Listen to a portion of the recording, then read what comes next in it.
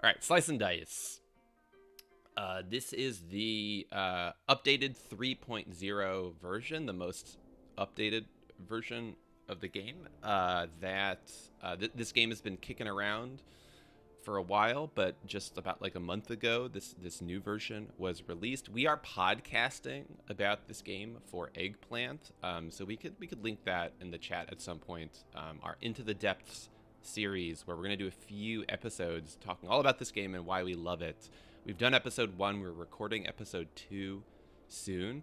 But to accompany the podcast, right, because it's like a little hard to talk about the game in audio only, we thought we would do this kind of tutorial for beginners, essentially. Or maybe you've like checked out the game, but it seemed kind of too confusing for you. But we want to kind of demystify it, right? Because Rob and I really love this game, and we're hoping to share the joy with other people. So here's a run. We're gonna do normal classic. This is kind of the most like normal basic mode of this game. There's a lot of it's a full menu. This game there's a lot of different modes to try, but normal classic is the kind of like 90-mile-per-hour fastball of Slice and Dice. It's the basic meal.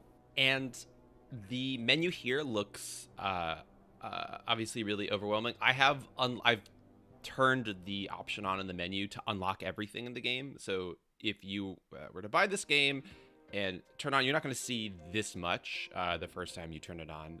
So we're playing it with kind of everything, all the items, all the heroes, all the modes, but that shouldn't matter. We're going to step you through the classic normal version of this game. We'll try to take it really slow. We'll assume that you don't know anything. We'll talk about what everything means, the strategy, and if you happen to be here live with us, please ask questions along the way. We'll answer them. Okay, so Slice and Dice, right? All these modes, we're in Classic, and we're going to do Normal.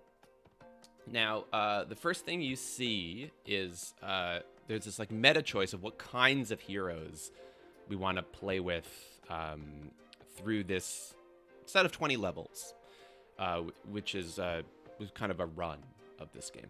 We're just going to do basic. Obviously, there's a lot of there's a lot of strategy, and kind of there's this cool green hero class that's new to 3.0. We're not going to think about any of that for now. For the first time you play, we're going to do the classic, the basic. Okay.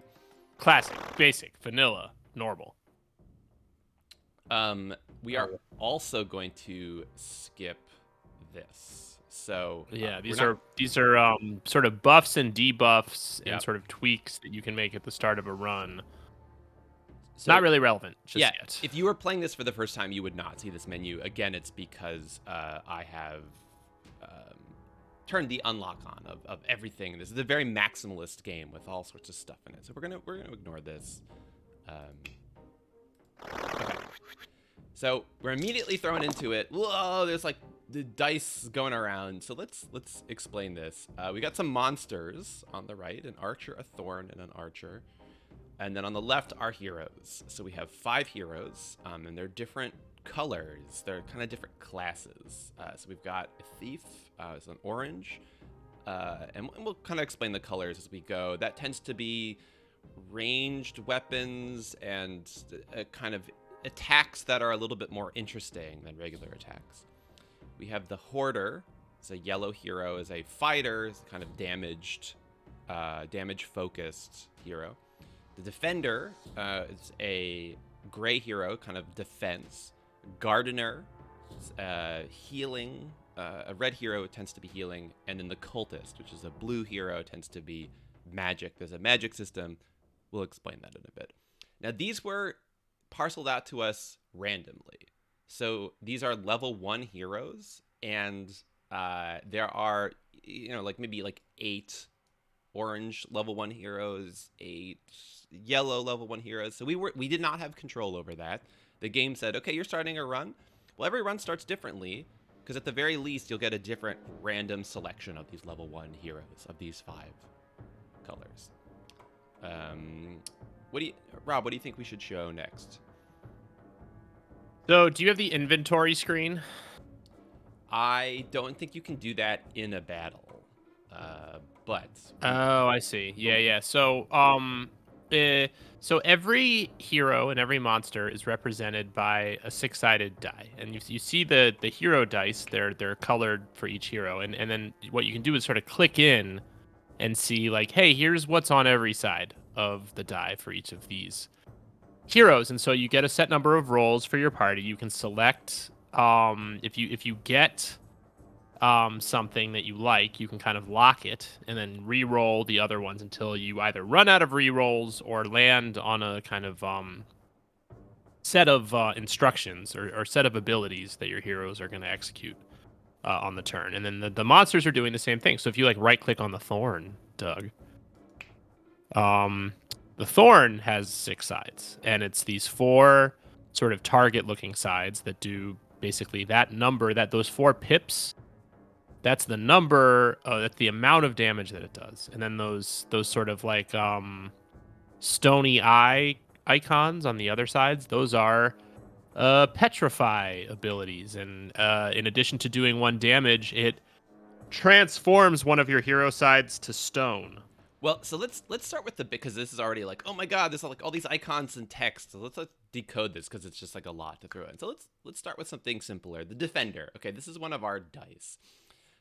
It's our turn first, so we're gonna decide what our heroes do, and then after that, this wave of enemies, so this is level 1, are gonna use their dice to do bad stuff to us. So first, let's think about us, and then we'll show you what these enemies are doing in their dice. But yep, we're all 6-sided dice. Defender, this is a pretty basic one. So you can right-click, and I'm playing on desktop, although this game is also available on iPhone and Android now. With the UI looks a little different, but I'm playing on desktop on PC. And the defender, right, 6-sided dice, can either defend or attack based on what we roll. So right now, you see this gray dice, and I know this because it's also highlighted in white here. I'm on this kind of right side. That this like Rob said, this white line is 1 pip. It means it does 1 worth of damage prevention of shielding. If I had, it's kind of an unlucky roll, right? Because had I rolled the leftmost side, for example, we would be blocking 3. And then, of course, if I had done the top or the bottom side, that would does a damage to an enemy of my choice. And I can right-click all of these sides to find this out. So if you're playing on desktop, you're right-clicking kind of all this information to get even more contextual information. The rightmost side of the defender is a blank. So if you roll that, you can't do anything with this hero for this turn. And so obviously, in general, heroes with fewer blanks are kind of desirable because you don't want to get unlucky and roll kind of a no action with your hero. So defender currently has 1 shield. Now we could click the dice to lock this in. Yep, I want this side of the dice, and then we could use this shield. I'll show that in a little bit. But if you did that, you'd be a fool. Sort of. Probably, right? Because we think we could roll better. At the very least, if we wanted to defend, a 2 shield or a 3 shield would give us more shields. Or maybe we want to attack with it. Probably not here, but I think we can do better. So instead, nope, we're going to undo that. I'll click it again out. I'm single clicking. Nope, let's put it back in this currently rolling pile of dice.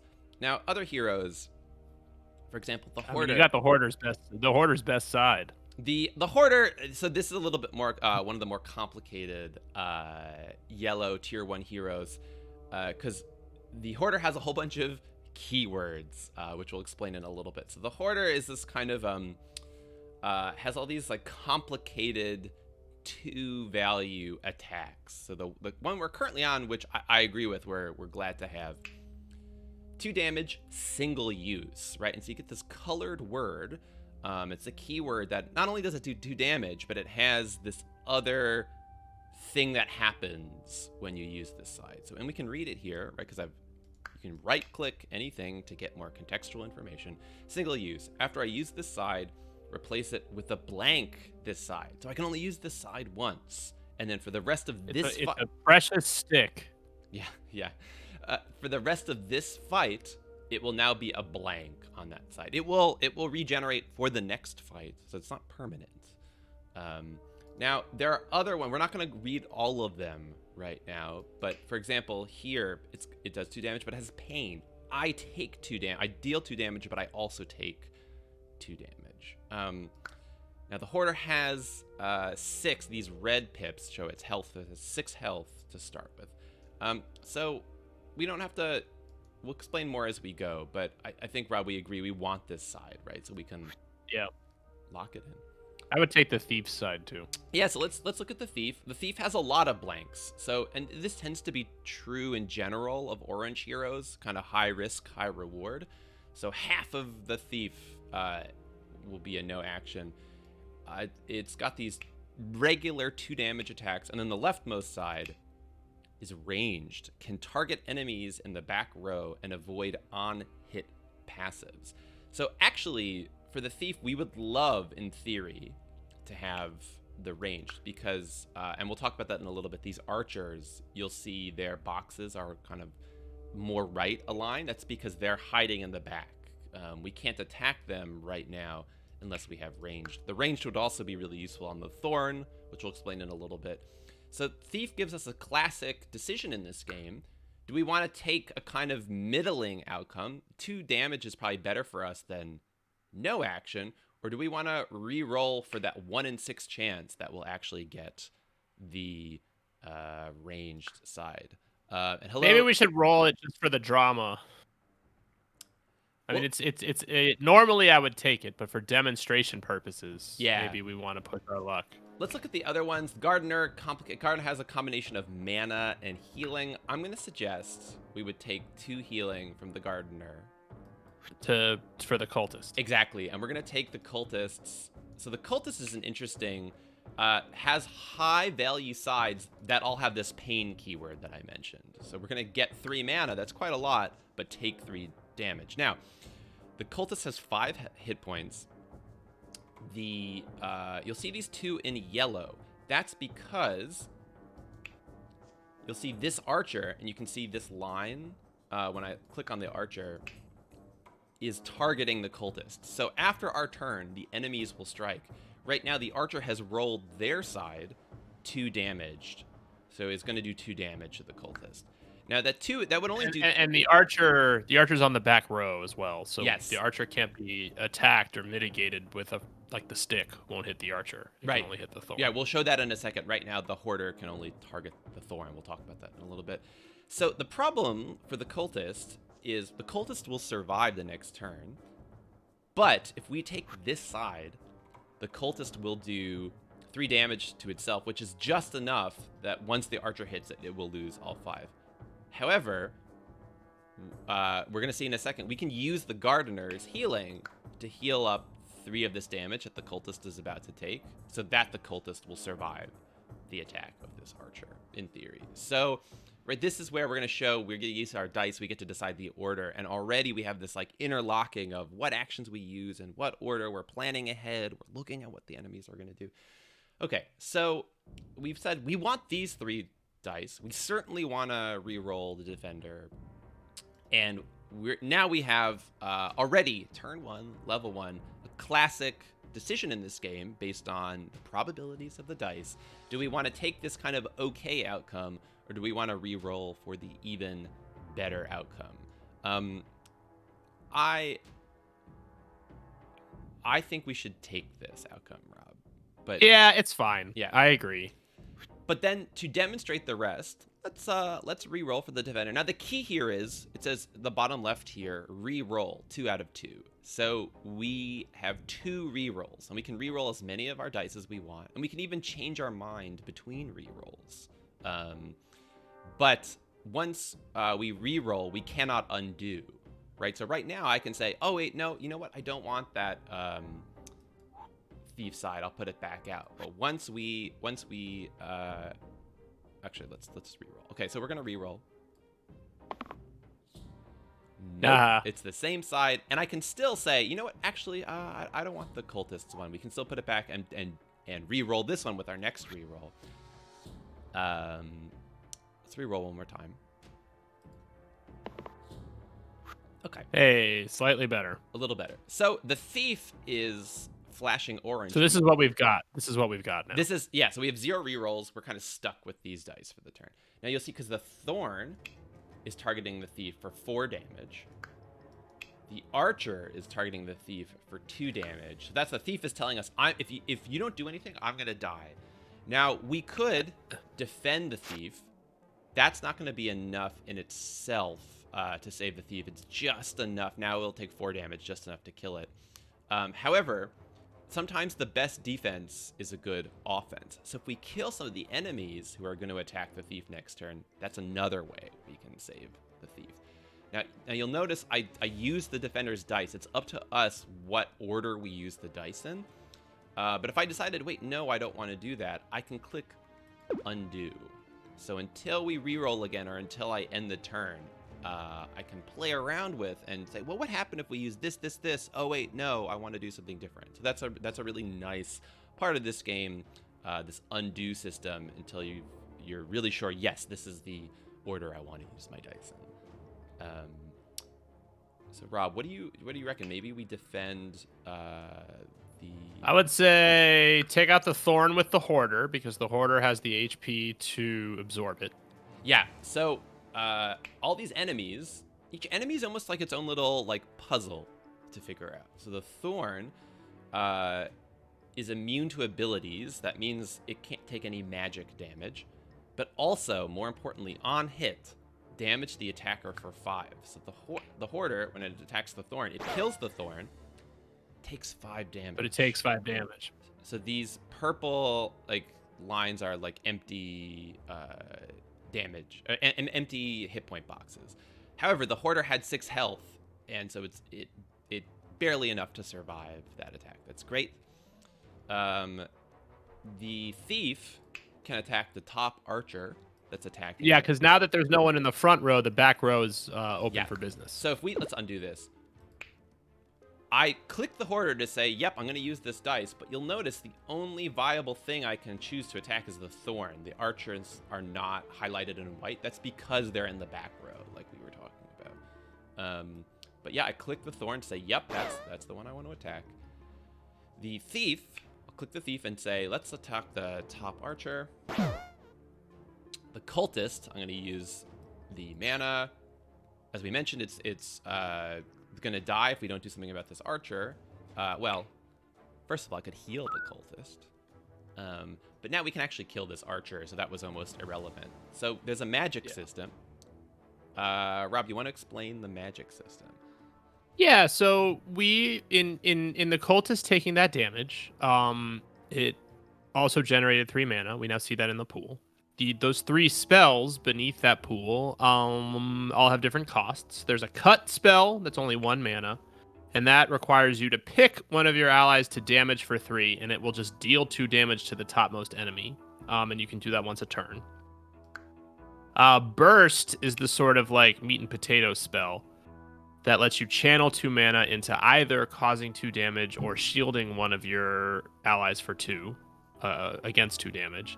And then Hemlock is a new one in this version that just throws a little poison at an enemy. 1 point of poison. We'll talk about poison later. We don't have to go into all of it later. All of it right now. But and poison's a trope of games like this, where it's continuous damage for as long as the status effect persists on a turn-by-turn basis. So either the burst spell or the cut spell is enough to take out this archer. And the other thing to know about battles in this game is that you fully heal after each one. So as long as unless you die. If you survive the fight, even with 1 HP, you go up to full after every fight. There's no like campfire. There's no like you got to use a heal spell or a potion or whatever. Yeah. You just have to survive. And if you die, you lose half of your health going into the next fight. But you do heal. Well, if all 5 of your heroes ever die, then you lose the entire round. That's the. And like most roguelike games, there's no saving. And so if you die like on level 10, that's it. You just start afresh with a new random group of heroes. Now, Burst is the spell that you always start with, no matter what. Um, and these other 2 spells cut is because I have the cultist. Do you see this icon? That's one of the cultist's special abilities. It comes with this spell. The gardener comes with this hemlock spell. If the cultist is ever dead, we no longer can use cut. However, we can always use burst. That's like the default spell. And yeah, Zero points out in the chat, you can kind of tie in a battle. That's a kind of strange edge case. We'll talk about that. Yeah, if everyone dies and the enemies all die kind of at the same time, you still win the battle. Yeah, tie goes to the party. A rare but useful scenario, but we'll see if that comes up in this run. Okay, so anyway, we've kind of belaboring this. We'll speed up as we go. We just wanted to get everyone across the basics, right? Because there's a lot of UI to kind of interpret. Again, the main thing is right-click on everything to slowly read. And yeah, there are a million keywords, a million spells, a million abilities you slowly learn over time by encountering all of them. So it's okay if you don't kind of understand it all at once. It is kind of a sandbox that you kind of learn by experimenting. Okay, so let's burst away this archer and win the fight. Wahoo! Okay, so Rob, do you want to explain? Stuff happens between each fight. So, depending on whether it's an even or odd fight, after a battle, you will get an upgrade of some kind. And it will either be a hero level up, which is happening right now, where one of our tier 1 heroes will turn into a tier 2 hero of the same color. So, the Thief is a tier 1 orange hero. The Spellblade is I think, very powerful tier 2 hero of the orange color. And the Gardener is a tier 1 red hero, and the Vampire's a tier 2. Also pretty good. Yeah, these are both good offers to us. These are both good offers, but I think the Gardener's a little stronger than the Thief, and so I'd probably be inclined to go Spellblade, personally. So, this is a critical kind of offer, like Rob is saying. It's not totally random. It's very random which offers we get. We are not in control of this. It will only try to upgrade the tier 1 heroes until all 5 heroes are at level 2, and then it'll start giving us tier 3 offers. But because all of our heroes are at level 1, it was totally random which 2 colors it selected. So it selected do the red or the orange, and then, like we said, there are lots of heroes in this game. So there are something like 8 or 9 tier 2 orange heroes, or 8 or 9 tier red heroes. So you may have a favorite hero, but it's not super likely, unless you have special blessings and curses, we'll get to that later, that you can choose which hero that you want. You kind of have to roll with the random offerings you get. So, to speak,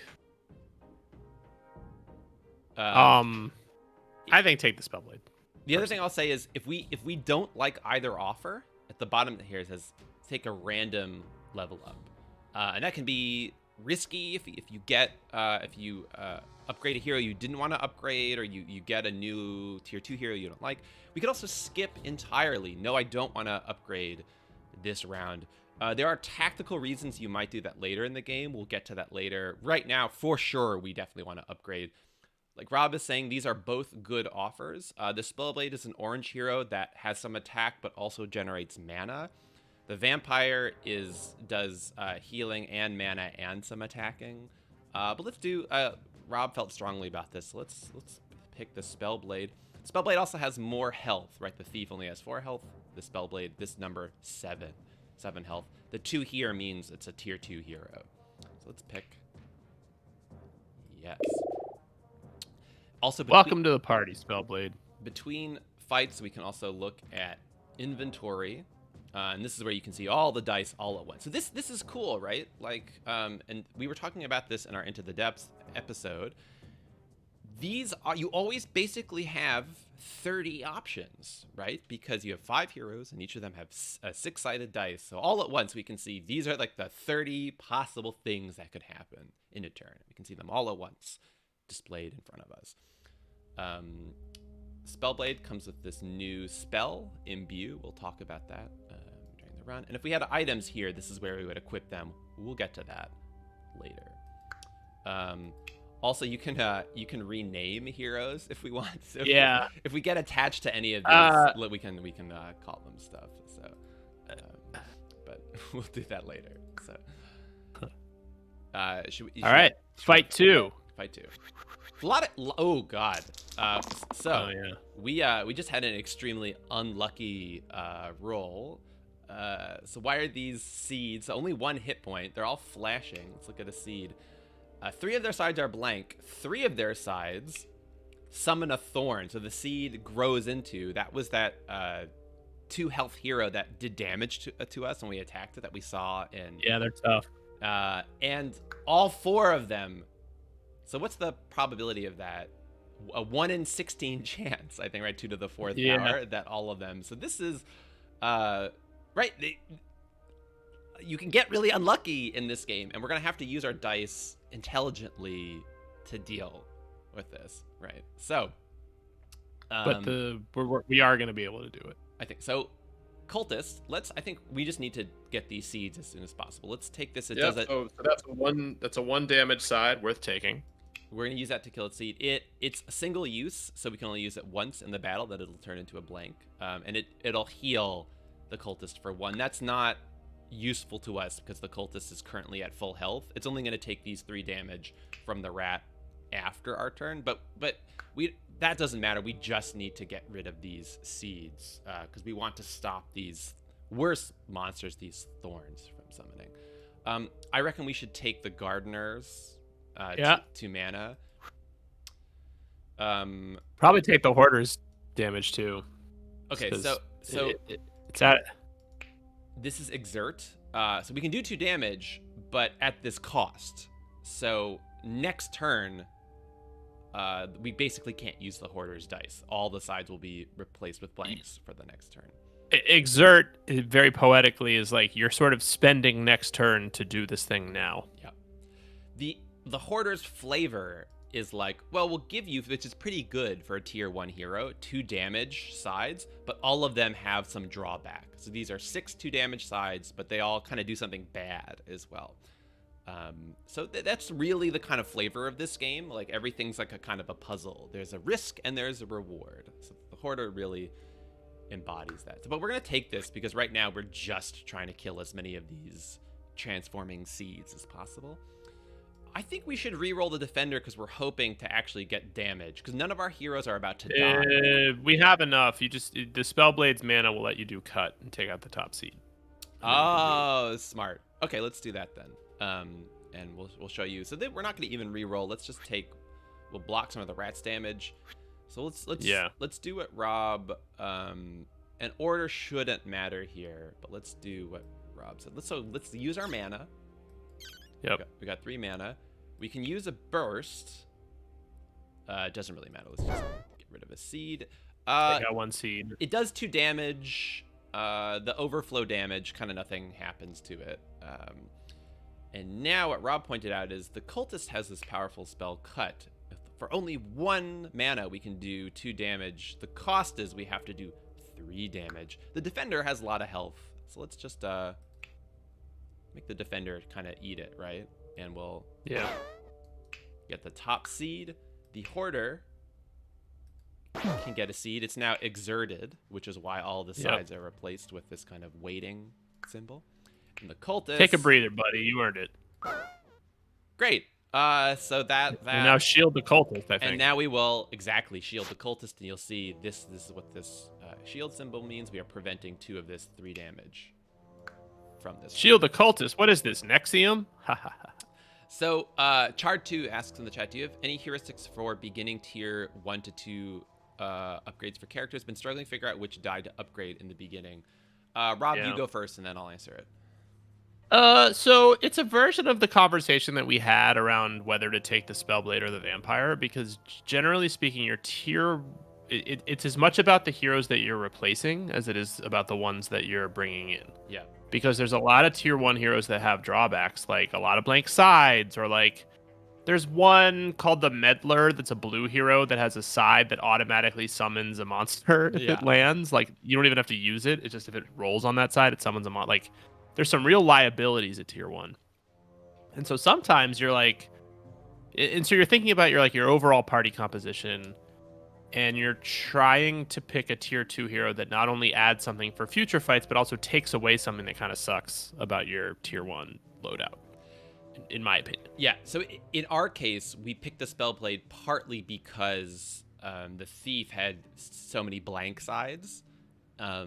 We were trying to mitigate worst case scenario, right? Because it's very possible with the Thief you keep rolling blank sides that do nothing, which is just pretty bad. So often in this game, you're trying to get rid of those worst case scenarios. My other answer to that is typically early in a run, you want damage. Like often in this game, offense is your best defense. Yes, it's useful to have healing and shielding sides, but really, like we just saw here with those seeds, we want to be able to deal as much damage as possible, right? Because critically, you go before the enemies go on turn 1. And so often, what I'm really looking for is a yellow upgrade as early as possible to get as much damage as possible. But like we saw, kind of Spellblade can give us more mana to do that damage. So I think trying to do enough damage early on, and that's going to be critical for the first boss especially, which is often a damage race. So my main heuristic for tier 1 to tier 2 upgrades, go for damage as quickly as possible. But yeah, like Rob said, also mitigate your liabilities. All right, so let's end turn. Good question, Char2. Thank you. Good question. Yeah, keep them coming. Okay, so we were doing pretty well. The rats can't even kill any of our heroes. Pathetic, rats.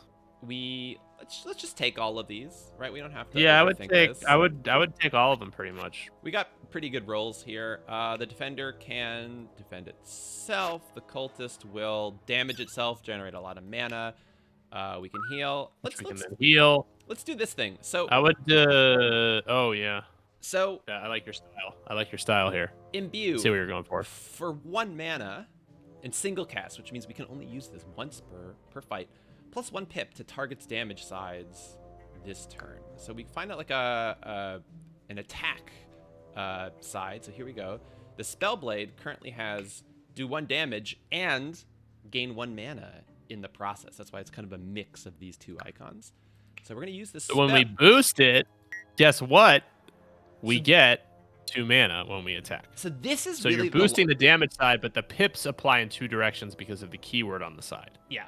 So this is really the logic of Slice and Dice. You're always looking to kind of do the math of do multiple things at once. So boosting a +1 damage for 1 mana, fine, whatever. But if we can boost damage and boost mana, we're kind of like doubling the effect of it, right? So that's we're always looking for that kind of like multiplicative math as opposed to like additive math. So, for example, the Spellblade can attack. I would do maybe the top one though, so that you can. I guess it doesn't really matter, but you can. You can take everyone out this turn, I think. I don't think so. No, not everybody. Yeah. The rat will flee probably. Yeah, the rat. Okay, so here's another thing which we'll show us. Okay, so we couldn't quite 1 health left on this rat. If what is it? If it's you have more than 10 times as much health, the enemy will flee, and it does. There's no benefit to killing the enemies as opposed to having them flee. You're just trying to get through the battle. So after this, it's like a convenience feature essentially from the game. It's not going to make you. The game knows that you're going to win the fight essentially if you have 10 times as much health. So this rat is going to just leave the battle. This is a convenience feature.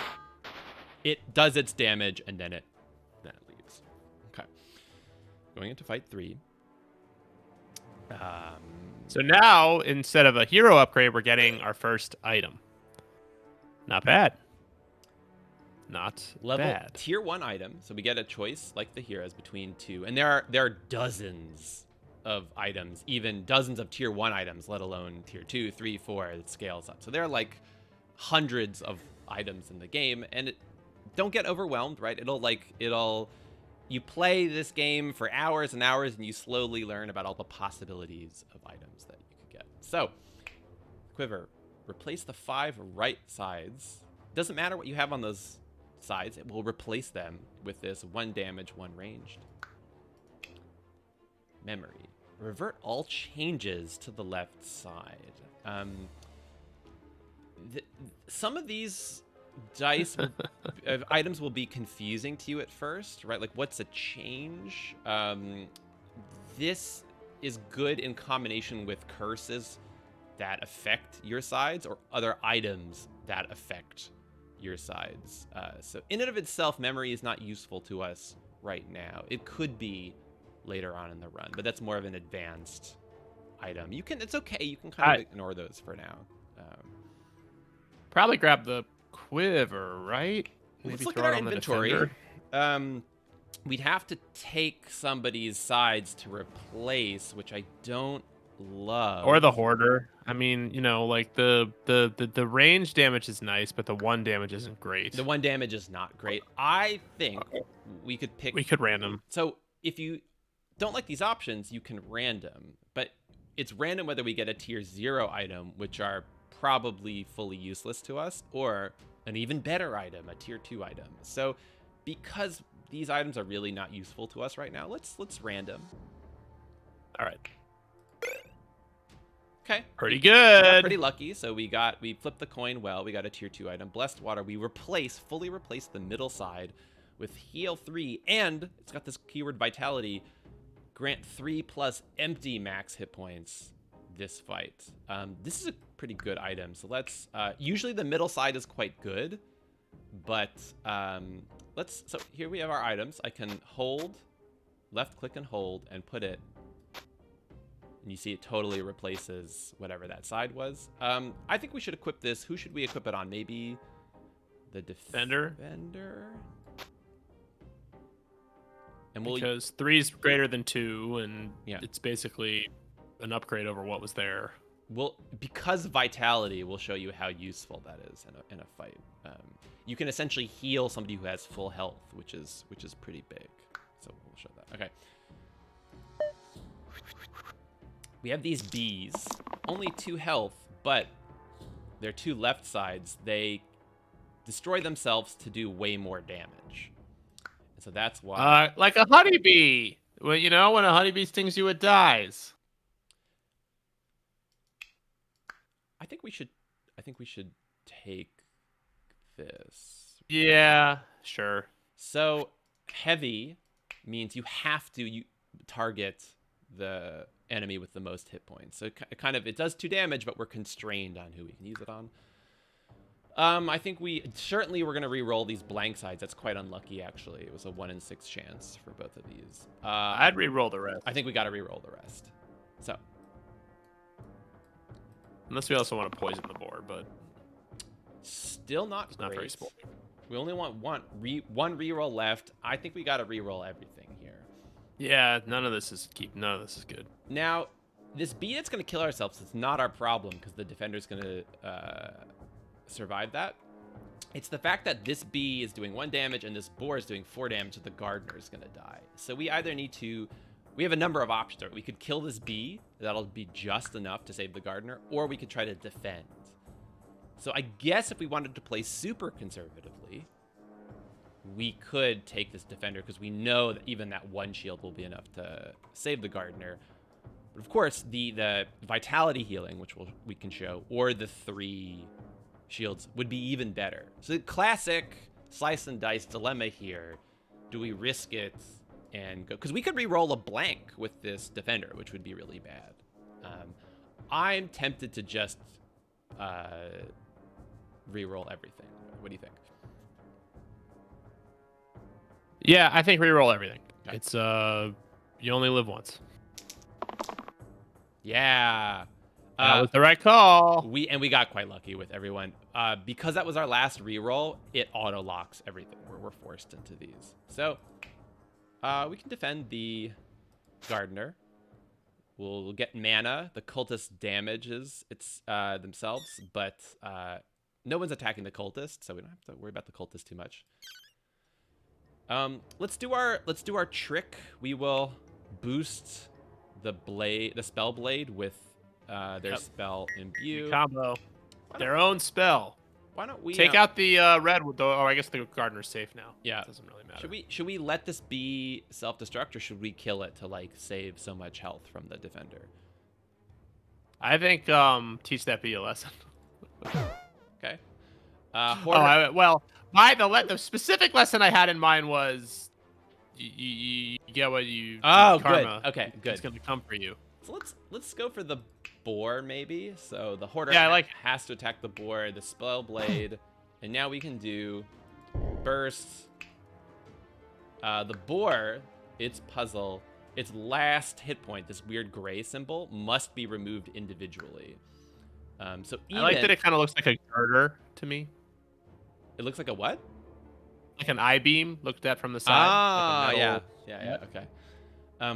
So even if we could do like 4 damage right now to the boar, we could not kill it all at once because you have to take all the red and then in a separate move take this annoying last kind of hit point. But it doesn't matter for us because we'll attack it with burst for those 2. You got 2 bursts. And then attack it with another burst.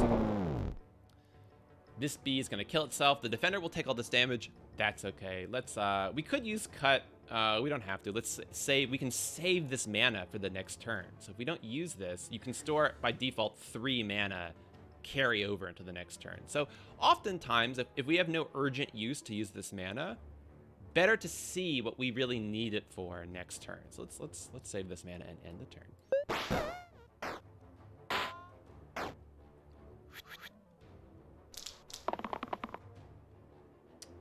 And we're good. We're gonna go. So we're at this point we're gonna win the fight. So let's just take everything.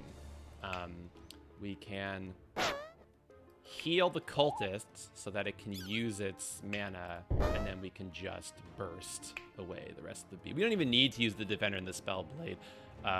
We were gonna cruise through this battle. So one of the funniest effects of playing a fair amount of this game is that you really do develop a sixth sense for when you have what you need in terms of the dice. And exactly. I almost went a little too fast there because you've played this so much. You can see the matrix and you already like your brain instantly processes. Oh, yep, damage. I can win this fight, and then you just kind of carry it out. Okay, so upgrade time, but first we've been offered a weird choice. It's up to us which order we do it in. Let's upgrade our hero, and then we're gonna look at this weird other option. Okay. Sure. Ooh, one of Doug's favorites.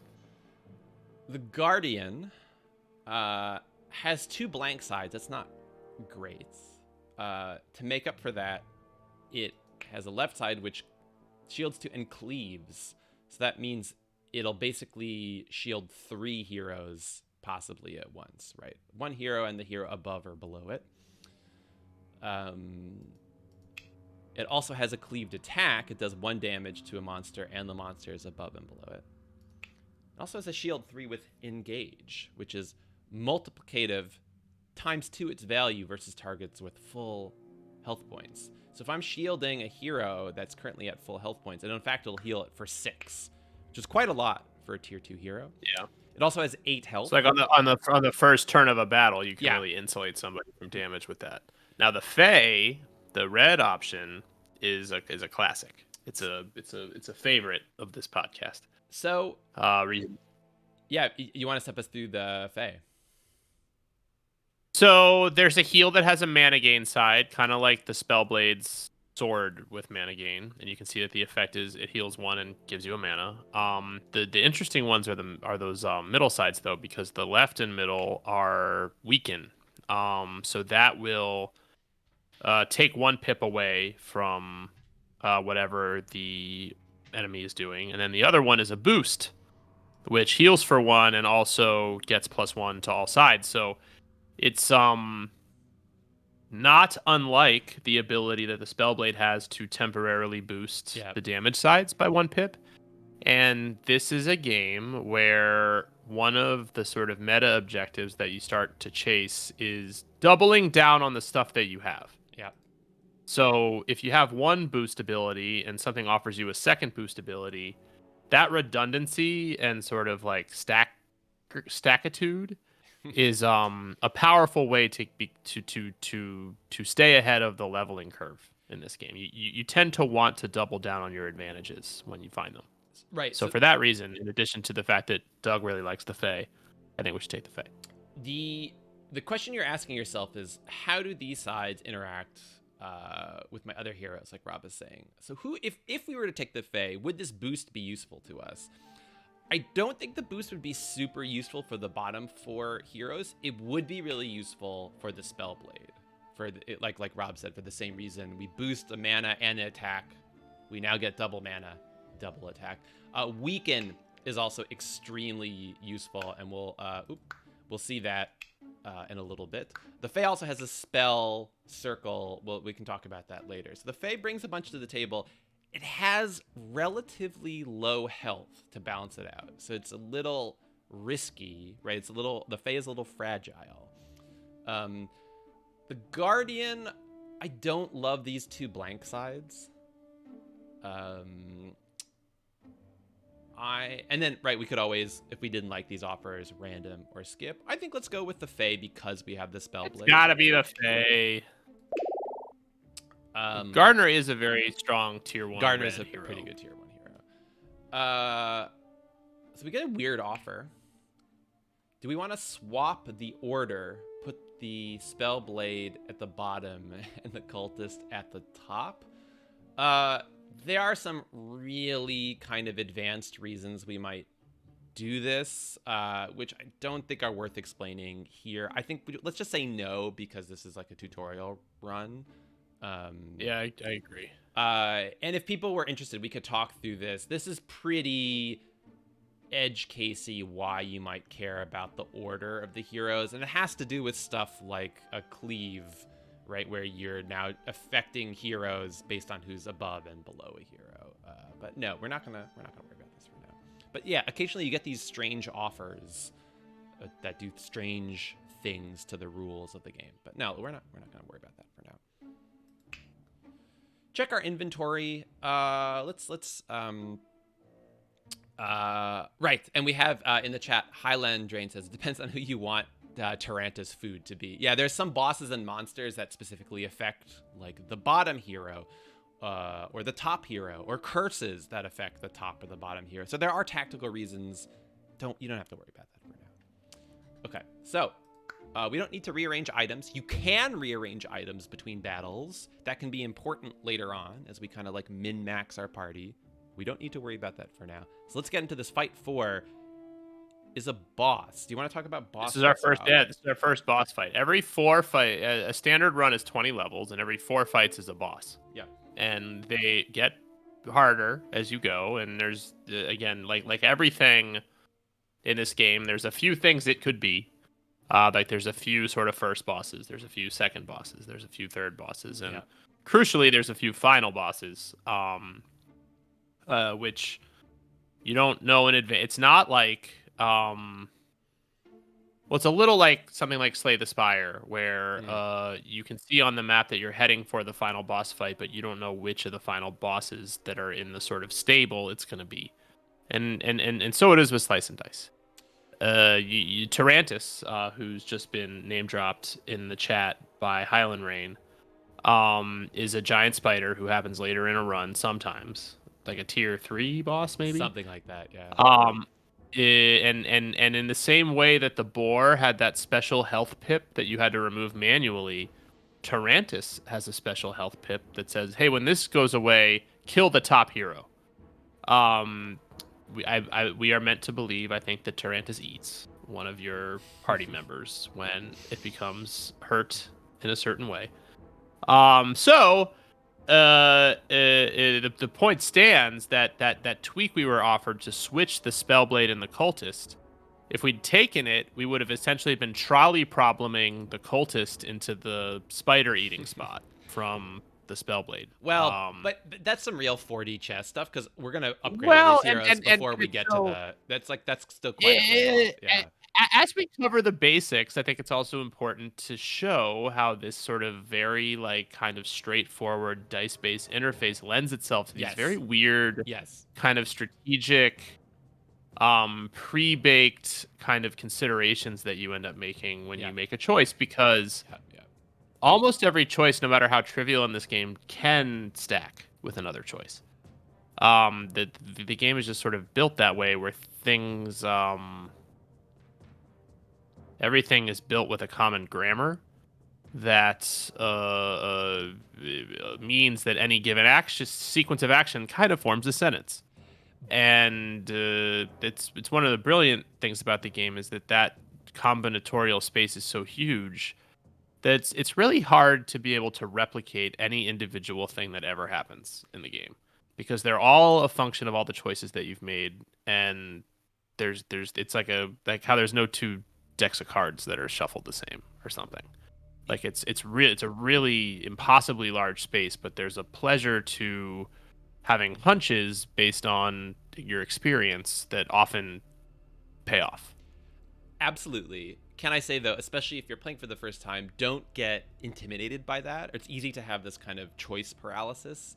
That's true. You only figure this out by playing a lot, and then that's when you get to develop this sixth sense of I can play 4D chess and think about this thing that's going to happen in 10 levels. If you're playing for the first time, And the game is pretty. It's nice. It's like it flows pretty well, and it's pretty fun to like mix and match the dice and stuff without thinking too hard about it. And you can win that way. I totally agree. I just think it's I could imagine people getting intimidated, like, oh, I can't play this game. Like, I don't know what's coming up. That makes me really worried. This game kind of wants you to die and to keep playing and to figure this stuff out through failure. It's very kind of spelunky in a way. So don't, all this kind of stuff we're talking about coming up, don't let that intimidate you. You just kind of Mr. Magoo your way into these dangerous situations, and you'll learn as you go. So we are going to do some planning because Rob and I have played this so much we can think about what's going to come down the track, but don't let that put you off the first few times you play. Okay, so we're gonna Roll time. Troll. The thing that's true of a lot of the first bosses is it's a kind of a damage race. So the troll is going to regenerate 1 health at the end of each turn. And so we really need to be able to pile enough damage to kind of race against like the self-healing of the troll. The troll also just in general does a lot of damage to multiple heroes at once. You'll see like this top do 2 damage to all enemies. So we're basically, and the troll can do a little poison too, which we might see. But essentially the troll is a kind of like damage race battle. So let's continue. Yeah, you see, so the troll is attacking the top 3 heroes for 3 damage. All those three heroes can take poison and a boost. Yeah, Poison and a boost. So this is good. We're gonna counter its healing ability through the opposite of regeneration, which is poison. I think the cultist is safe right now to do a lot of damage to get a lot of mana. I think we should re-roll these 2. The first thing they teach you day 1 of medical school is that the opposite of healing is poison. Yeah, I mean, you could probably take the hoarder. I mean, no, there's come on, because for the hoarder, a lot of these damage sides are actually good for it. Oh, and actually, the guilt one is not going to matter because the troll has so many hit points. Exactly. So yeah, you can re-roll the hoarder. Much better options with the hoarder and defender. We can do better. We can do better. You're right. Yeah, let's take these. Good. We don't need defense right now. I pressed the wrong button. Oh wait, we did even better. I'm using the mouse, by the way, which is what got me. There are keyboard shortcuts, which in a later fight I will start to use, so that we'll teach you how to use those. But of course I misclicked, and rolling is the thing that locks you into place, so you can't undo after you roll. So you got to be really careful about that. I'm used to now using the keyboard shortcut, so my hand operated faster than my brain. Okay, but we got a little lucky on that reroll. So first thing we're gonna do, we're gonna boost the Spellblade like we talked about. Now, the Spellblade's I think you should also imbue the Spellblade. Yeah, we will in a The Spellblade is at full health right now because the troll has not attacked yet. So the one healing doesn't do us any good. But, and let's undo that to show it one more time. Instead of a 1 poison attack, it is now a 2 pip poison attack. But like Rob said, we can do even better. So let's we're doubling down. Let's defend the cultist. Why would we do that? Well, it's because we want the cultist. Because it's a cult. It's going to defend itself. So it's going to do 3 damage, absorbed by its 3 shields, get us 3 mana. Let's unbue the Spellblade to have a 3 pip poison attack. Wow. And now we do 3 damage to the troll, and now The troll at the end of every turn will take 3 poison damage. Because it regenerates. Where is your regeneration now? Whoa. Breaking out the voice filter. Did not expect that. I should turn mine on as well. Yeah. the it's 3 poison minus 1 regenerate. Essentially, it's taking 2 damage at the end of every turn. So we've kind of now countered the troll's main ability, so to speak.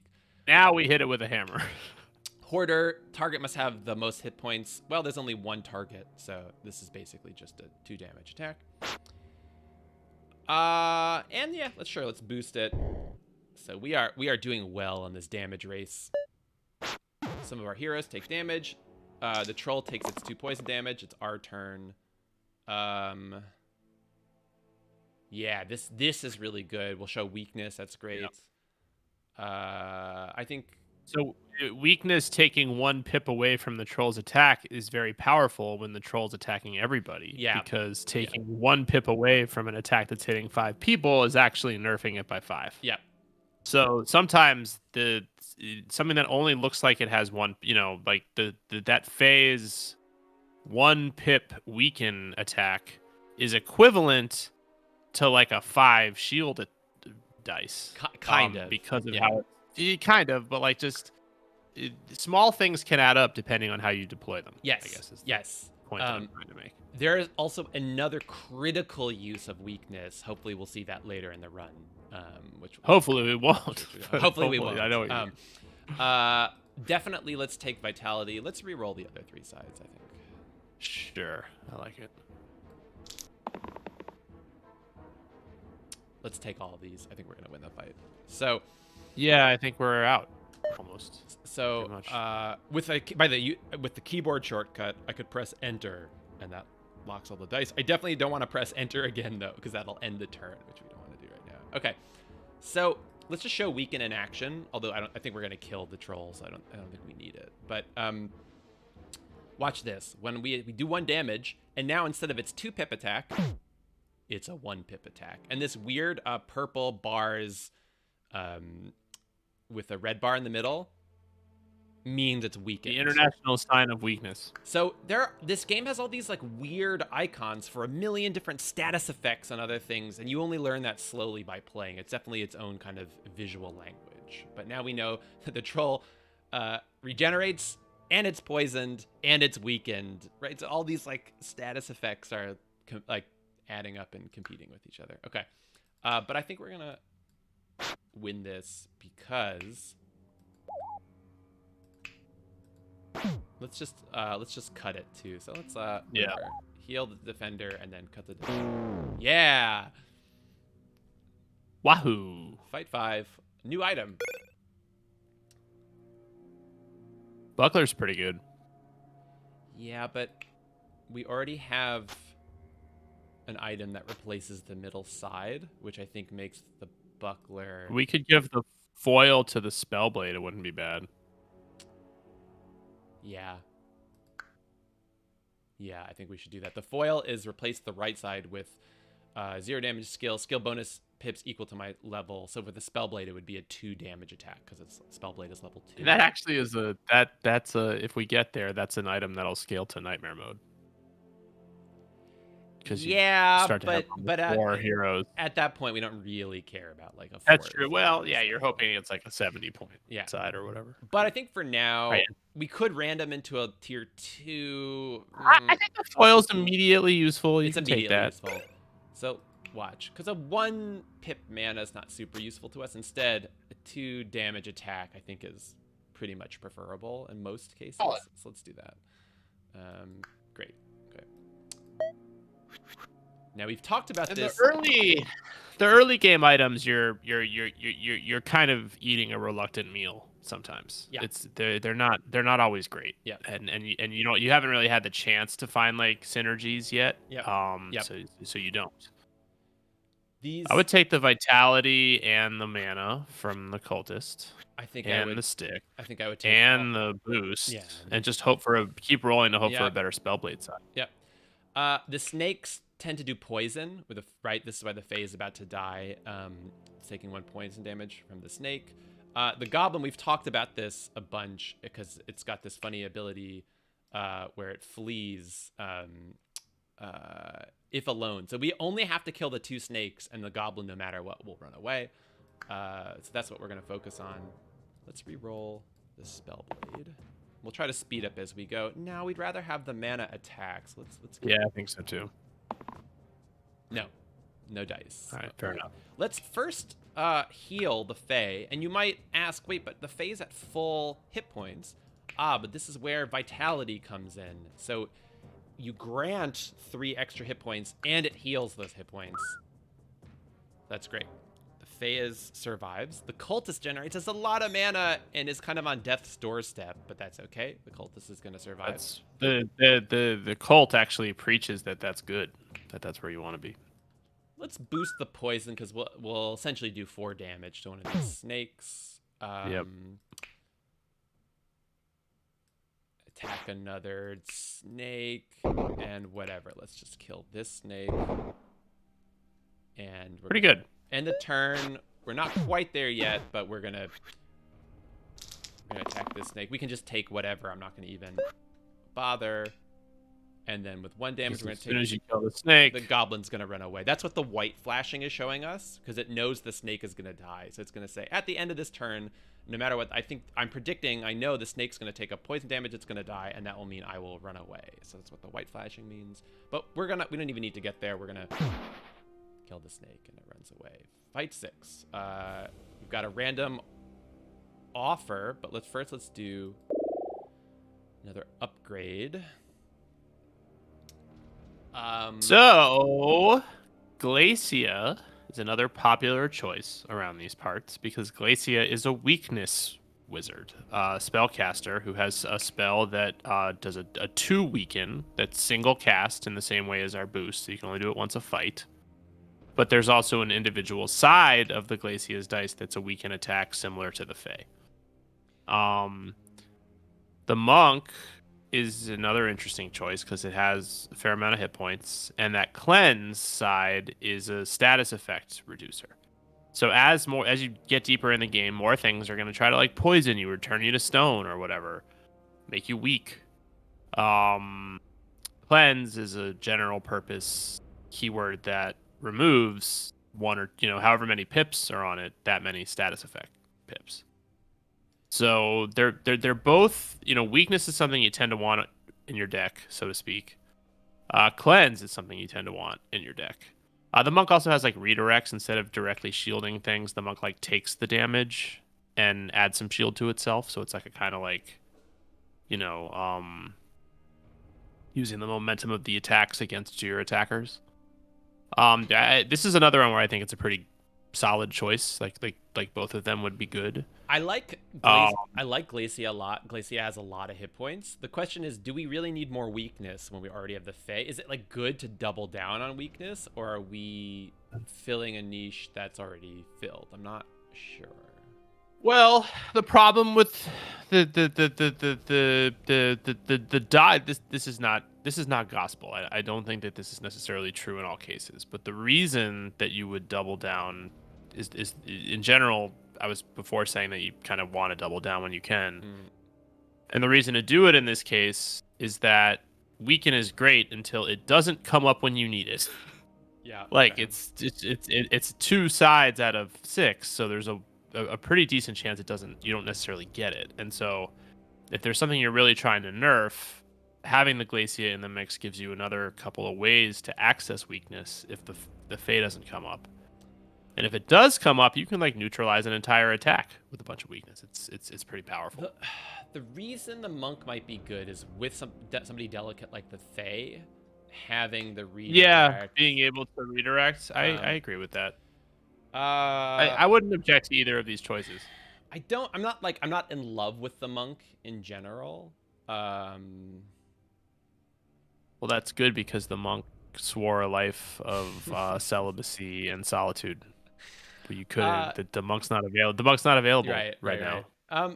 Look, maybe it's an eggplant classic. Let's take the Glacia and see. Yeah, I like it. And it's the double down. We got to test the double down. Okay. Actually, I think the cultist it kind of stinks to lose all the mana, like to the other heuristic that we were talking about with Chard.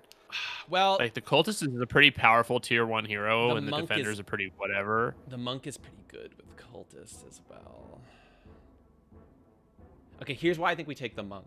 Sorry, I'm like reconsidering this. Is because I think putting blessed water on the monk is like pretty good because I don't really need the repel on the middle side. Do you know what I mean? Where it's like if we lose I the kind of like I'm a repel fan just because it's fun to it's it's like a not shield that damages whoever's coming for. it's not bad, but I just mean that like okay, if we lose the defender, who are we going to give the blessed water to? And I think that's really unclear. So I'm kind of leaning monk because I think it synergizes well with cultist. And All right, I'm fine with it. okay. The cultist is also generating a ton of mana. Yeah, exactly. Okay, but now we have a random offer.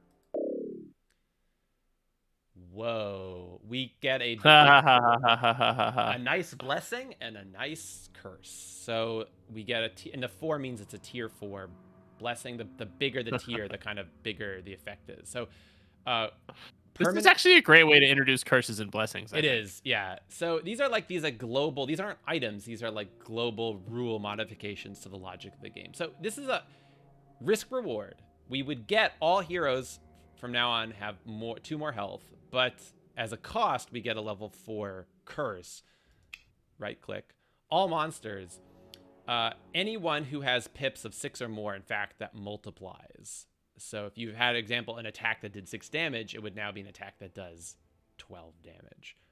12 damage. I strongly feel that this is a very bad offer. Big hitter, because there are enough enemies later on that do 6 or 7 damage that doubling that is a disaster. And I don't think having 2 health is enough to counterweight that. Yeah, I mean, we were talking about doing nightmare mode after this if we win, and big hitter would like disaster. make it an absolute certainty that it would be a disaster. And the plus 2 HP, I don't know. I don't think we need it to get through the next several levels, and so I don't think it's worth the liability of that. I do like this chest style. I gotta say, yeah, like this is a nicely balanced choice. And it's again typical of the game, which always wants to give you like a little bit of sour with your sweet or a little bit of sweet with your sour. Like everything is always kind of balanced in a not balanced in a like it zeroes out, but every positive has a negative and every negative has a positive. Often these random offers you get, we would say probably more than half the time they're kind of bad offers. Like this game's often trying to tempt you into there of course there are good offers, we might see that later, but this is a classic case of like it should be, well, this is a level 4 blessing, this is a level 4 curse, surely they cancel out. No, in this case big hitter with 6 as the threshold is very scary to me, so we're going to decline. Okay. So yeah, good decline. So let's continue. Okay, so all of these monsters, and this is where this game kind of feels, I think, even more like a puzzle game compared to other games in this deck building genre. So I would say even more than Slay the Spire, and I don't know if you agree with this, Rob. I think something about these enemies draws out the puzzle-like nature of this game. So for example, the Militia, if an enemy I target gets 5+ shields, I flee. So there's it's almost like alternate. What a coward! Win. What a way of communicating cowardice in a game. So instead of killing these 7 hit points, we could somehow try to get the Spellblade to 5 shields. That's going to be hard because the monk is not a hero that's good at giving another hero a lot of shields. That we could possibly use enough mana to burst the Spellblade. I think that's going to be tough. Meanwhile, the Ogre has another puzzle. See these like middle hit points at hit point 3 and hit point 8 that this like strange golden donuts. The more damage we do to the Ogre, the more it's going to boost itself, which is very risky because, for example, right now this does 1 damage to all enemies. It'll then do 2 damage to all enemies, and when it's really weak, it's almost kind of like a Final Fantasy limit break or something. It's gonna do 3 damage. So we got to be really careful when we fight the ogre, we gotta really fight to kill it. So I think order matters, and I reckon we should go after the militia first and then deal with the ogre. Yeah, I'm into it. Well, weakness is kind of good for the Yeah, ogre. it might be worth rolling for weakness because if we get the mana, it's good. I kind of want to re-roll all of these. Yeah, I like it. Okay. I'm into it. Yes. Nice. Better. Yes. Probably yes. take that. Probably take that. And then re-roll the other two. Yeah. Yeah. Cultist is not taking any damage right now, so we really want to go for these like high mana sides. Yeah. Not great. So let's okay. Here's my suggestion, and we just can start. Let's on down the militia. We can undo this, so I'll just show Rob what I'm thinking. We're gonna do with the ogre just to save. Essentially, by doing that, we're shaving 3 damage, 1 to each of yellow, gray, great saving, and red, and we've not gotten to the yellow donut yet, so we're kind of saved there. It's now canon for me that the ogre eats a donut at that level of health, like sort of Popeye style, and like buffs up.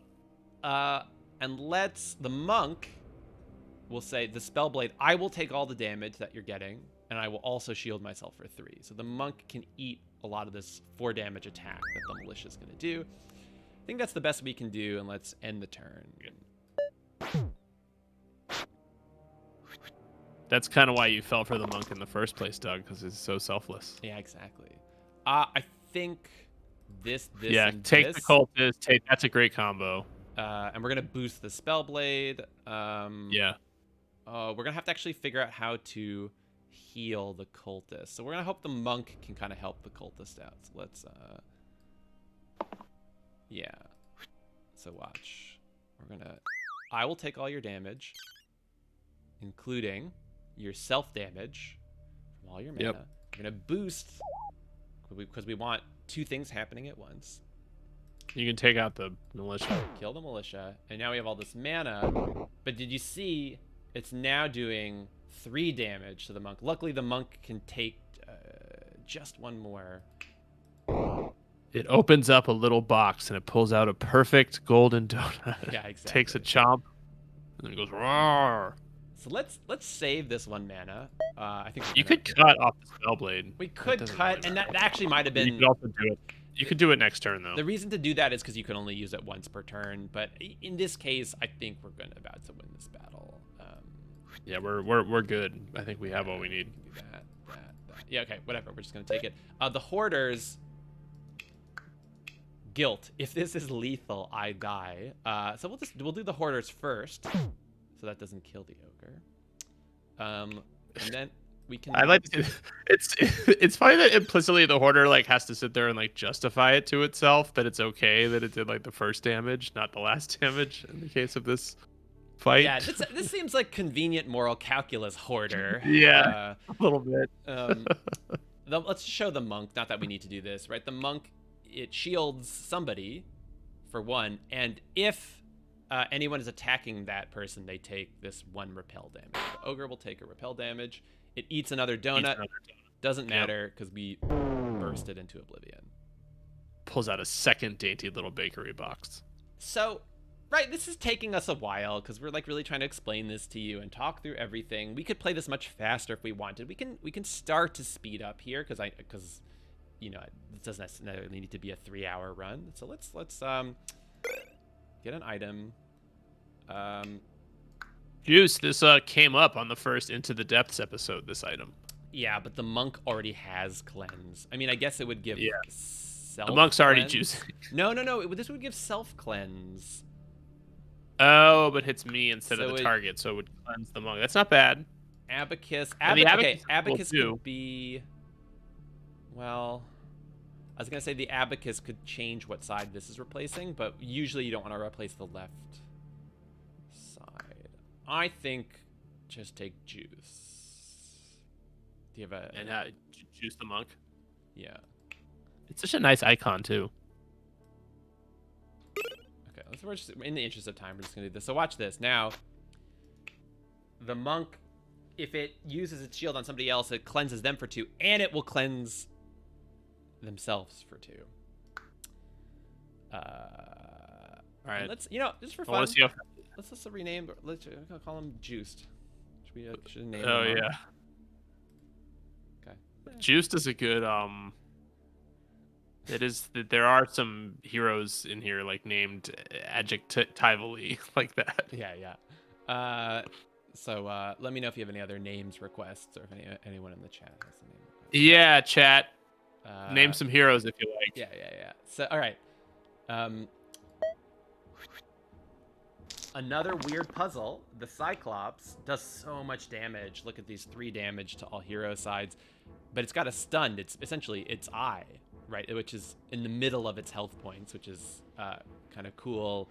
Ludonarrative resonance. If we get to this special hit point, the Cyclops is stunned for the turn. It does not do its attack. So sometimes, especially if the Cyclops is doing a ton of damage, you really want to race it down to stun out its attack. In this case, it's doing 4 damage to gray, red, blue. All of them will survive. It's not great, though, for the cultist to be taking that damage because we want it to use damage side. So we're going to have to figure that out. I'd take the weakness from the Fae. I think reroll. Maybe also the Spellblade's damage, because you can just rush down the Cyclops. Maybe. Like, I don't think we're going to get to it on this turn, but could if the cultist. Okay, let's be gets conservative. We got unlucky with the Pseudol because it's actually has one of its higher pip sides. By the way, this is also a joke. It's Ludus spelled backwards, which is a tier 2 orange hero you can get, which is essentially basically this exact dice configuration. The reverse, but of reversed. So this is it's a nice self-reference. All right, so let's re-roll these. Yeah, I mean, well, wait. So if we take, we're hoping to get. We're hoping that the juice gets. We need to get 8 damage, to which we can do. So if you take everything, take everything, yeah. You can rush down the Cyclops and you can repel the Hoarder to save it from the Pseudol after doing the damage. I think. Right. Or would the Hoarder still die? Let's see. This is where we can use. We can. There's no cost to testing it out, right? So. Yeah. Oh, you got to use the imbue. So take the damage, imbue the Or no, sorry, you have to imbue the juiced. Oh no, that's it. Because the Hoarder's still gonna die. The Hoarder's still gonna die. So sorry, roll it back. I think we too. Take those dice. We can do it. I'm telling you. You just have to do the cultist. Imbue the repel. Oh, smart. Oh no, you can't imbue the repel because it's not an attack. Yeah, all right, imbue only works to damage sides. Yes, repel is technically a damage side. That's but the game doesn't define it that way. Yeah, so Well, I've been lawyered by the game, haven't I? This is actually, I think, our first like truly interesting choice of the whole run. Counterpoint. What would you reroll? I think we're hoping to get. It's all a little risky. We're hoping to get either more shield or even better top or bottom side, and we definitely want something different with the Hoarder. Right, without the pain. Yeah, that makes sense. Okay, so let's reroll. All right. Last reroll, so it's risky. Oh, that went really badly. Oh wow, what a funny one. We can, however, survive this, right? Because I'll weaken. Yeah. So we're okay. So this is you do 2 damage and you die. So we can't use that side. I reckon we do this, save the mana. At least they all survive. Yeah, that's good. Yeah, and everybody survives. So this is the first time this run we've been in a little bit of trouble, right? And all 3 of these heroes are gonna die if we let the Cyclops' 2 damage to everyone go through. Luckily, which we're not. Yeah. I don't think we need to rerolled weaken them. it because we should be able to, So just take the mana. yeah. And then, Fair. uh, Reroll those 2. yeah. Yeah, good. Let's just take this. Yeah. So watch, because this side of the Spellblade, it copycats. Copy the keyword from the previous dice this turn. And so this is where this game Now we're cooking. this becomes this puzzle where like order matters a lot. So watch this. So like let's, I don't know, like heal the cultist for 1, and now the Spellblade has inherited the mana gain from the Fae. That's right. We'll attack the Cyclops. We'll attack the Cyclops. Now it's stunned. It doesn't do its 2 damage to everyone, which has saved everybody. Even better, the cultist will heal 1, and now that side has become an X because it was a single use side. The juiced will help block some damage from the Spellblade, and then we're gonna continue to hit the Cyclops because we're really gonna try to kill it next turn before it does a lot of damage. All right, so let's end turn. So now you can see this is where this game is really starting to take off. So if we let the Cyclops do 3 damage to everyone, we're in big trouble. Luckily, It's actually in big trouble. I would just take all of it, I think. I think so. Yeah, so watch this. So we're gonna heal the juiced. Block this. No. We're gonna block it. No, that'll work. That will work actually. Oh yeah. Because Right. of the, Right, because we're trying to. you just save have to it. take out the Cyclops. Yeah. So now we're gonna take out the Cyclops with the burst and the hoarders. Everyone is Everyone's okay alive. now. Cultist does 1 damage, heals itself. The Spellblade does 1 damage, but it's poison damage that will slowly drain. Everyone's alive till the next turn. And now we're in good shape. So we were tactical about knowing I can just take all of these because but we knew about the Cyclops, so we played that very tactically, right? So order matters, not just the order of how you use your dice, but the macro order of which enemy do we need to target first, and all that kind of stuff matters a lot in this game. So let's. I would just point out we're using that sword we gave the Spellblade a ton. Yeah. Yes. Yeah. That was a good choice. Next boss. Let's upgrade. The Fiend is kind of like the and it is very Pokemon, right? Like each hero kind of sometimes in a flavor has. There are upgraded heroes that are kind of take the same idea and run with it. So the Fiend is similar. Totally, and yes, Fiend is very much the second Pokemon in the Cultist series. Brute. Pretty good. Fan of Brute. The stun side will be useful for the nulls. I kind of like this Fiend. The thing is, the Cultist sort of remains powerful if we keep it.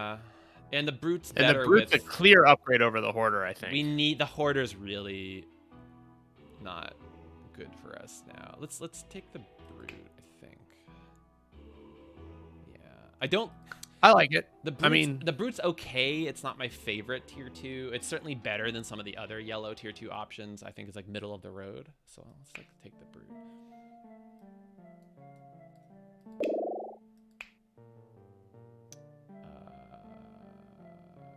Yeah. I mean,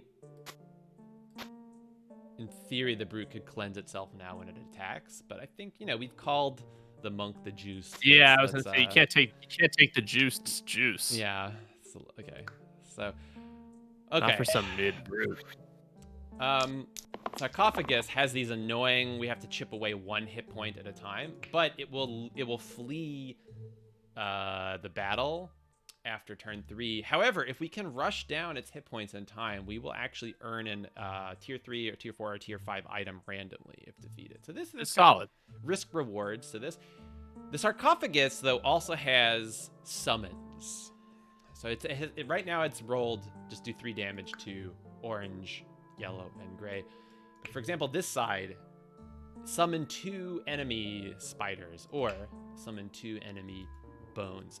This is where weakness really matters, right? Yeah. Because these bosses who summon more enemies, you can quickly get overwhelmed with 2 enemies. And And so one of the reasons weakness is so powerful is to keep those summoning size in check. The nulls reduce damage taken from abilities and dice by 1. So even though they only have 3 hit points, you kind of have to do 2 or more damage to even kind of touch the null. Yeah, like an armor mechanic. I think these are all great, and then we'll Yep. reroll this. Okay. So we got a good roll there. What poisoning the sarcophagus is pretty smart because you can burn through those armor. Yeah. Okay. Let's just do it. So, I think we heal the cultist actually. Yeah. The sarcophagus is targeting multiple people, so we'll weaken and we want to chip away those hit points as well. I think we should maybe imbue. You can kill the top null. We Yeah, if you can't- imbue. Oh yeah, okay. If we imbue And then cut. we would rather have more than 2 pips because it's more like after that first weirded shielded, we will do damage. So we kind of, rather than wanting to do 2 damage for every 1, we'd rather do more damage at once. So let's Oh yeah, you can just burst it. Actually, you don't even need to cut. and then we'll burst. We have to do, because of its ability. Unless you want to keep the mana, like cut is a little riskier, but if you just like cut the brute. You know what we should do? Okay.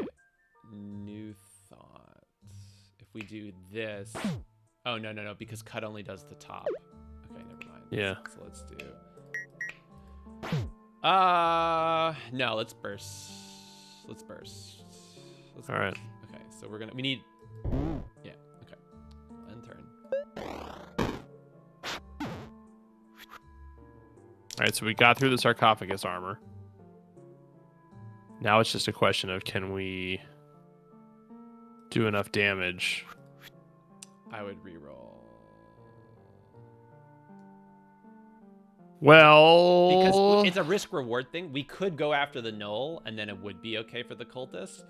But I think we want to rush down the sarcophagus to earn that item. all right. Well, in which case? Well, hold on. So if I did. Yeah. If we did this. Wait, what about doing Then we'll have to heal, or we'll have to shield the juice more. You could boost the juices. Yeah, but Get the okay. mana. Yeah, but see that now the cultist is in trouble because of the null. Okay, I think we keep this, but we do this.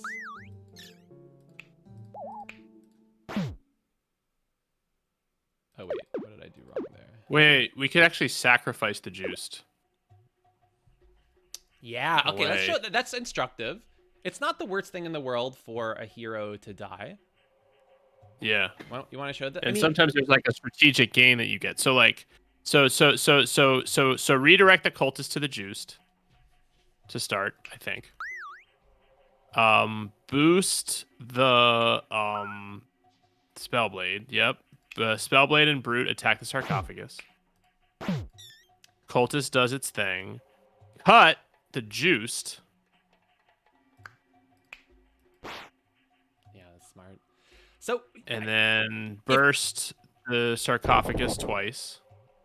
yeah. And then the juiced will die, but we're guaranteed to kill the sarcophagus in time for it to spit out the treasure. I'm not sure I would do this, but I think it's at least reasonable, and I think it's fun for us to show what happens when a hero dies. So let's do this for the sake Yeah, of we're rushing it a little. It may not be strictly necessary, but it's kind of fun. what we're because I think in theory we could re-roll some sides, but let's do this for fun. What we're saying is the reason not to kill the juiced is because it has a lot of hit points, which means when it comes into the next battle with half hit points as a penalty for have dying, it is losing Bigger a lot penalty. of hit points. We have healing stuff. The decision we're making is it's worth it to essentially have the juice come into the next fight on health hit points in order to get this random item from killing the sarcophagus. So that's essentially the strategic choice we're making. And we get to show you what happens when a hero dies, which is not oftentimes you will, and there are certain heroes that kind of want to die later on. So anyway, let's end turn. Juice is gone, but I think we're going to be okay for the rest of this fight. So, yes. Reroll these. Also, yes. Yeah. We're hoping to boost the spell blade. Yes. That helps. Reroll. We're going to be fine here. So, Yeah. One item. yeah, we're... Just burst it. Okay, so look, the juice is backed, but it is at half Diminished. randed down. So that's not great, but we're hoping it was worth it. So we're going to get 2 items now. The normal item. So let's first get the random item from killing the sarcophagus. Okay. I mean, it's not bad. We won't have the monk forever. It's not great, though, because we already have a middle healing item. So it's kind of conflicting, right? Because we already have... I would, though, they say this is better, because now we can... Yeah. So let's... Double cleanse. I mean, Yeah. that's very juiced aesthetic. Yeah. And now we Juice get... life. So either add just 3 hit points, or this new spell for 4 mana essentially make an enemy take a lot of additional damage. I'm tempted to take the chainmail and put it on the Fae. I don't mind it. Or the cultist, to be honest. Yeah, because the cultist could use the hit points for sure. Yeah, okay, let's do that. And it'll still be useful even when we... So Yeah. all of our heroes Yeah. except the cultist are at tier 2 now, so we know the offer we're going to get are going to be 2 blue options next.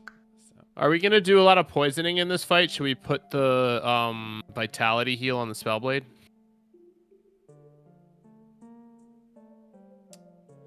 You might want to poison the imps because of the...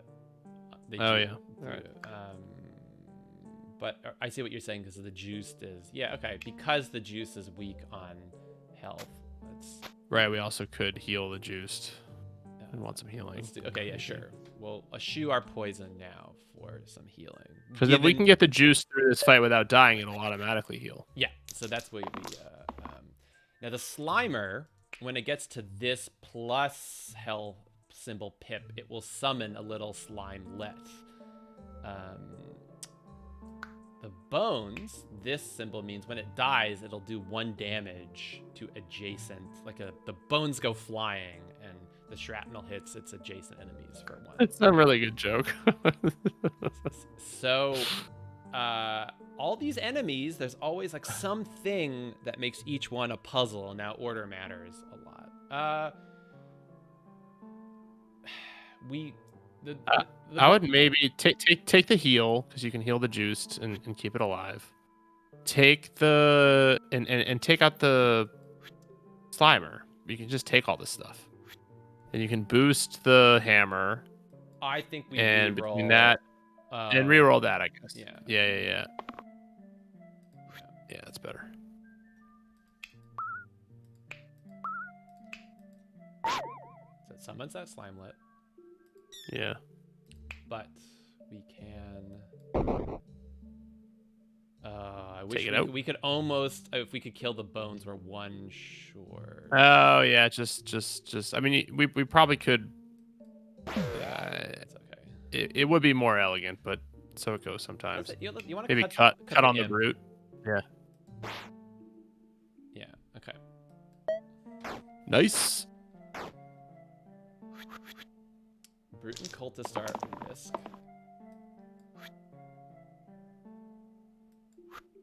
I think reroll the rest. Well, Unless you want to sacrifice the cultist. no. If we the juiced will take all the damage from the cultist. Oh, that's true. But then I think yeah, we'll especially kill if you boost. we'll kill the bones, and I think it should be okay. Yeah, Why don't we I like reroll it. these 2?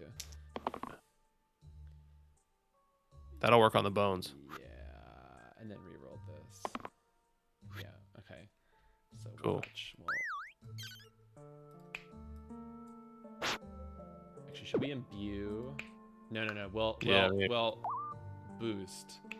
That'll kill the bones in 1 fell swoop.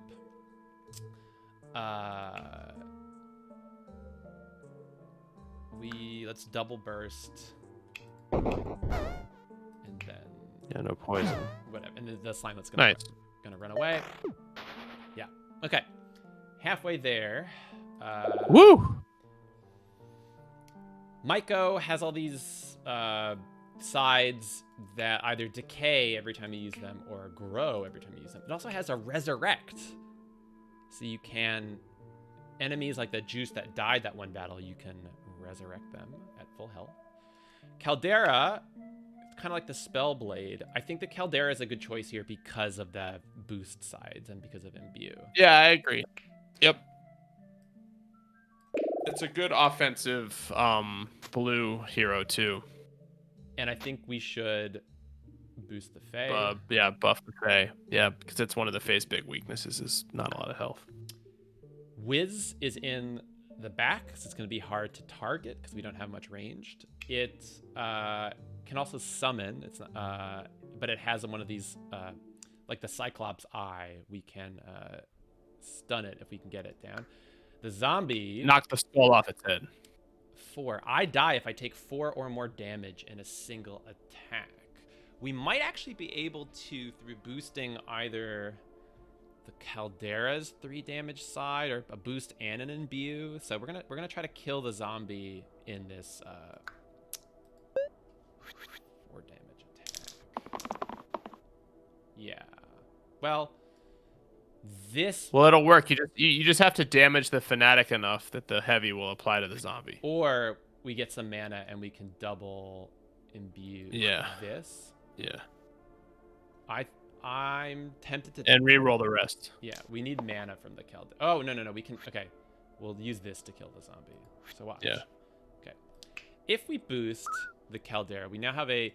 This is a single use. It's also cruel. That means it's... it ×2 on targets on half or less hit points.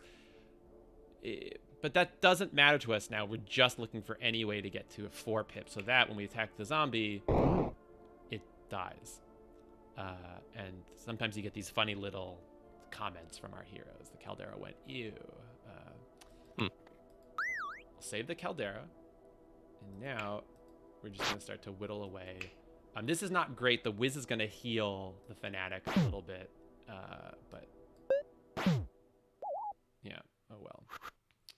The Fanatic has these really high damage attacks and ends up killing itself. But yeah, we can save the Caldera, and then I think re-roll everything else as we're gonna try to. Yeah, I think. Right, so we'll boost. Now you'll note the Wiz has more hit points, but because it's in the back, right? The Brute, it's not a legal target for the Brute, so Brute can attack the Fanatic and kill it, and then we're gonna imbue the Caldera to get both mana and attack. We can't. Just it's one gonna off. flee. It's gonna flee. Okay. Bye. Ooh, cracked wheels fun. Sticky to all sides. It means we can't re-roll that dice, but they all get +1. No, we get +1 reroll. We get pip. +1 reroll. Or the monocle, which engage to the middle side. I think we should take the monocle and put it on the Brute. Yeah. Sure. In the interest of speed, I'll just go for it. So watch. Damage, yeah. Now, when an enemy's fresh, the Brute will do 4 damage to it and shield itself for 4. So this is where we want the multiplication, right? Because the more pips, the more a ×2 multiplier is beneficial. So these graves, every side is the same. Summon 1 skeleton, and you have to do 1 attack at a time to whittle them down.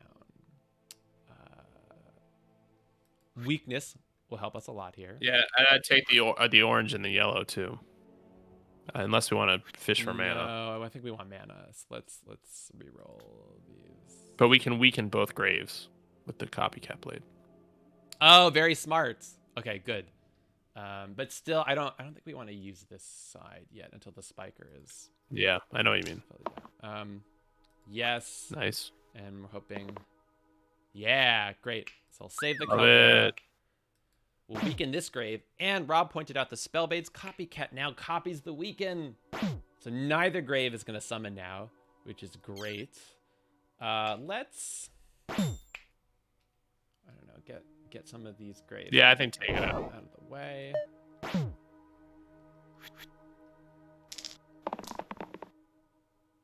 Yes, sure. Fine. Big hammer no, swing. Yeah. No, we want to re-roll for the monocle side. So let's Oh yeah, these true. two. Re-roll, I think. Sure.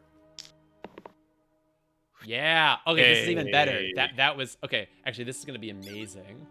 Yeah. I have a proposal, which is we let this grave summon.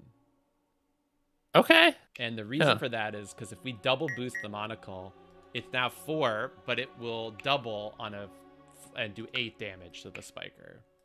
And I think that math is worth 1 skeleton that will come out, and we'll let the skeleton die and kill the grave. I like it. Let's, I don't know. Yeah, do that and the turn. So you'll see that's where we use the math of this boosting to get more than just one. We're like arbitraging or something 1 pip into many more pips essentially. Well, the Caldera can take out the. That's gonna be great. Spiker. This, I think we re-roll the rest. Yeah. Mm-hmm. Yeah. Okay, so watch. Because the spiker has less than half its hit points, the cruel will activate on the Caldera. Instead of doing 3 damage, it will do 6 damage. The spiker will die. We'll boost the Spellblade. We'll boost the bones. It will do 1 damage to the grave, and we win the fight. Next boss. Speaking of bones, a real festival of bones here. Ooh, Brawler, pretty good. Brawler's going to be especially good for this fight. Yeah. And I like the Brawler a lot. This side, yeah, me too. The more shields the Brawler gets, the more this side increases, which is very powerful. These top sides, Rampage, can be reused if this was lethal. The Brawler is going to be so good for this fight, especially with Imbue and Boost from the Fae. So we're not going to even look at the Chronos now. We're up to tier 3 heroes. This is like the final evolved Pokemon. Well, do it. Not quite. Be final. gone, Chronos. Yeah. The final pre-authored heroes. You can get to tier 4 and above generated heroes. We'll hopefully see that later. Okay, and now this monocle is pretty good on that side. I think everyone else can keep their sides. Let's continue. So the Lich just summons a lot of bones. Every time you get it down to 1 of its plus health points, it will summon even more bones. And its top and bottom side summon bones. So this side is going to be constantly killing these annoying bones. And the Lich is in the back. So we're kind of relying on like bone adjacent damage to hit the Lich. So definitely take the Rampage. I think we take the Rampage because it's going to be great for mowing down through multiple enemies. I think we take, and now we're hoping for boost to boost the Rampage, right? Yeah. So. Sure. Not what we wanted, but that's okay. I think we do imbue the Brawler. And take out that, yeah, exactly. So we take out this bones. It does 1 damage. We can use it again because it killed someone. It does 1 damage to adjacent here. We can use it again because it killed it. And watch this. So we could hit this for 1 and do this. However, I think we'd be better to weaken the Lich so it only summons 1. So we will instead burst this bones. Weaken the Lich so it only summons 1. We'll use the Brawler again. Of course, we hit its plus pip. It'll summon another bones. It's about to summon another bones. This is like the flavor of this battle. The Juiced doesn't even need this redirect, but whatever. And we'll end the turn. And stop me if I'm going too fast. This will petrify the orange hero for 2, which means it will lose 2 of its sides as they turn to stone. I'm not sure we can really... Well, the juice could actually fix that with its cleanse. So maybe we actually want... Yeah, cleanse. Okay, so... I think we re-roll everything else because I think we're hoping for... Well... I mean, that could take out a bones by itself, but we probably want the rampage and the boost if we can get it. Yeah, okay, so let's re-roll. We have 2 rolls. Seems... Oh, that's not going to get it. Okay, last re-roll. Okay, not quite what we wanted, Brawler but you can struck at least do out. the... This is going to be fine, though. So the juiced will take everything from the... Oh, actually, I don't know if we want the juiced. Because you don't want it to get... We don't want the zoned. cleanse sides. We need the cleanse to override. I think we actually...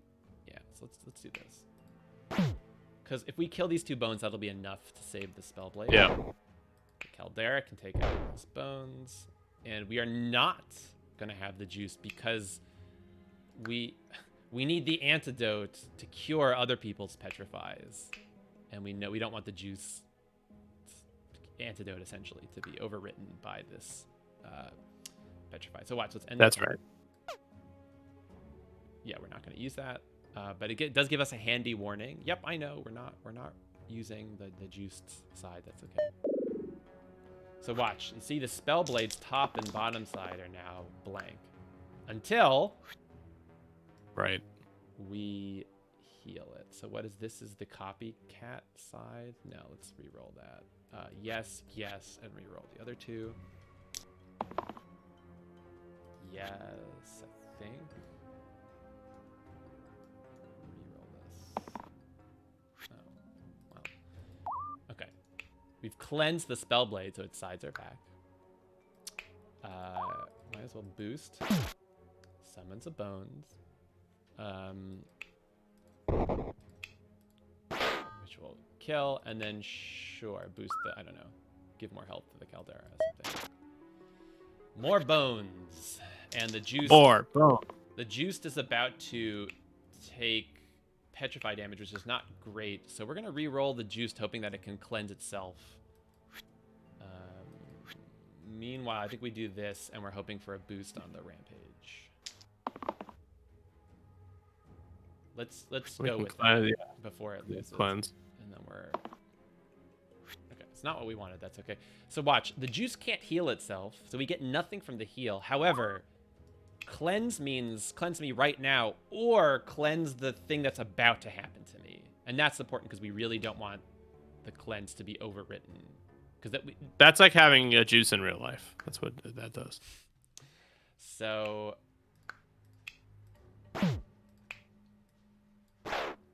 Rampage, which is great. We don't need the heal. We do want the mana. We will once again rampage. Love it. And turn. The juice pre-cleansed itself from that attack. And now I think we are in pretty good shape. I'm going to reroll it. No, actually, we want the weakness. So let's... But we might outright. Yeah. Okay. Hold on. We win. So, right. We shielded the brawler, which means it's more powerful than steel attack is even better, and that's one fell swoop beat the boss. More enemies, more puzzles to deal with. But first, item. Ooh.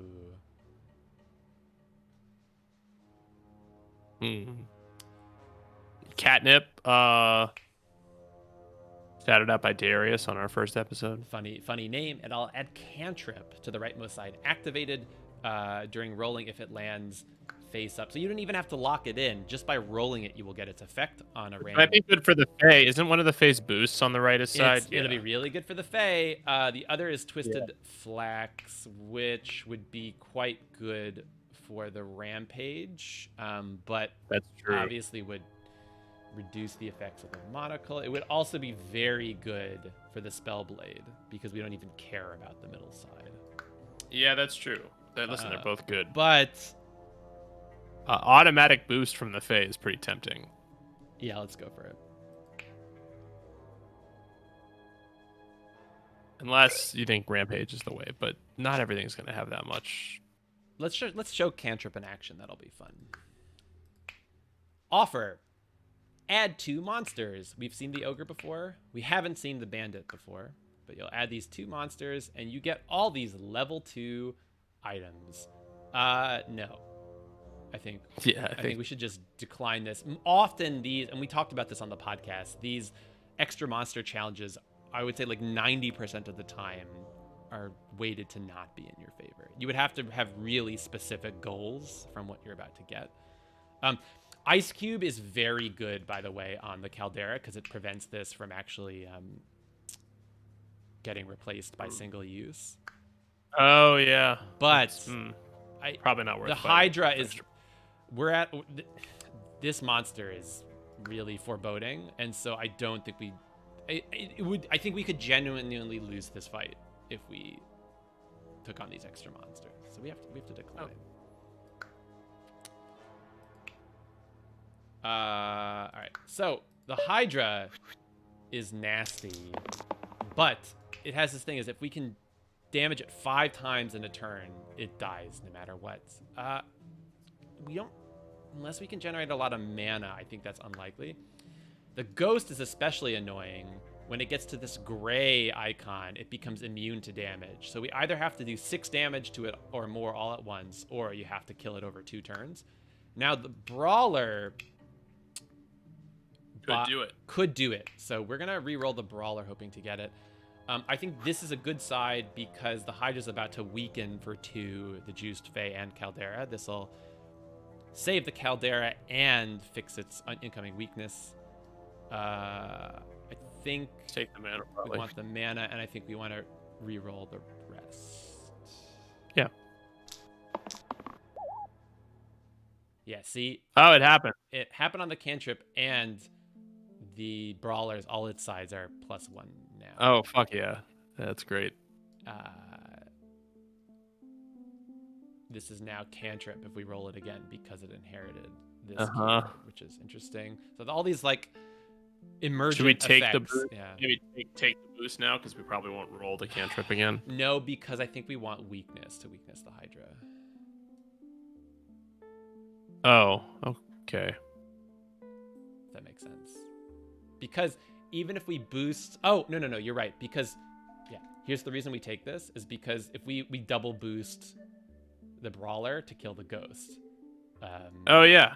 Or you could single boost the Brawler if you actually take the copycat. So take everything. Yeah. Smart. Okay, smart. So we could hope for the 1 in 6 chance that we get our special monocle side.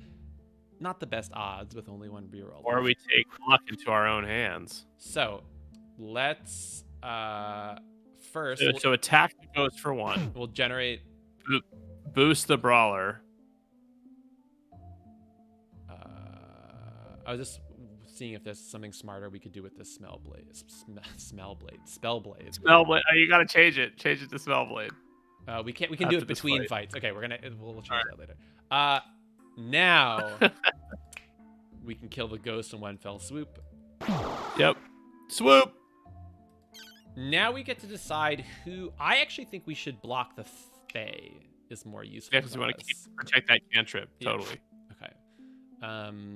And save the mana. Save the mana. Yeah, right. Because we are incentivized to not damage the Hydra because it's possible that the Brawler gets its engaged side. And saving the mana gives us 1 burst on it next turn, and that gets us closer to the 5 in 1 turn. Yes, that's right. So there's so many incentives with the Hydra to carry over this 2 mana to the next turn. The Juiced, now all its sides are... Oh, yeah, the Juiced self-cleansed when it used that shield, even better. Yeah, exactly, so it's not weak. The Caldera is still affected, though. All its sides are -1. So the Caldera is... Unless we can cleanse it, which is possible. See, 3 is not enough to even save itself. I would take the weakness because that gets us closer to 5. Let's re-roll the rest. And probably also take the shield buff because I think we want the. Oh yeah, the engage. You're right. Yeah. I think to at this take, point take the Caldera. we win, right? Because we just need to damage it 5 times. Right? Yeah, so exactly. We got 1, 2. We're not even caring what they're doing. 3, 4, and now to Rob's point, the mana we saved from last turn will be the 5th attack, which kills.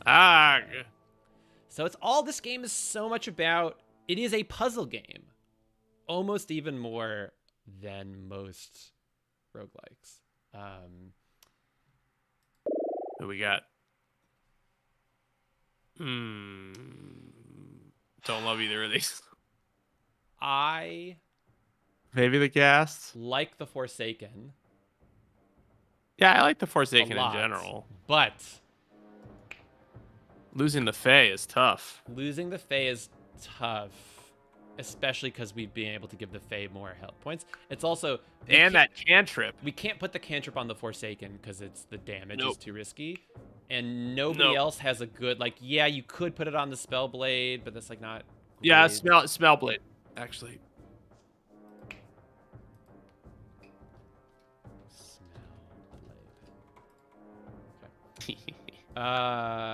Ghast kind of wants to die, but we don't have any resurrecting heroes.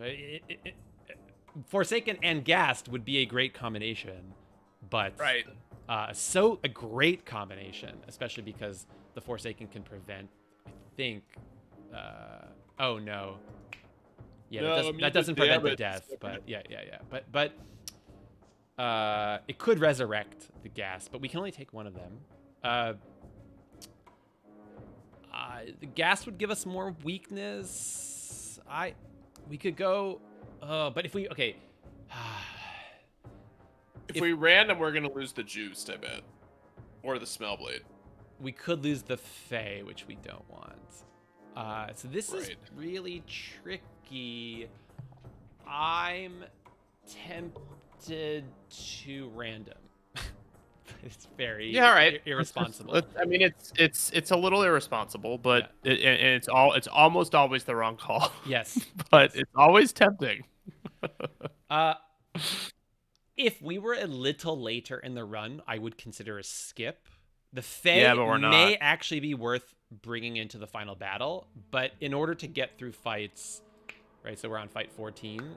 It's too early to say no to a tier 3 hero, I think. So I would just random it.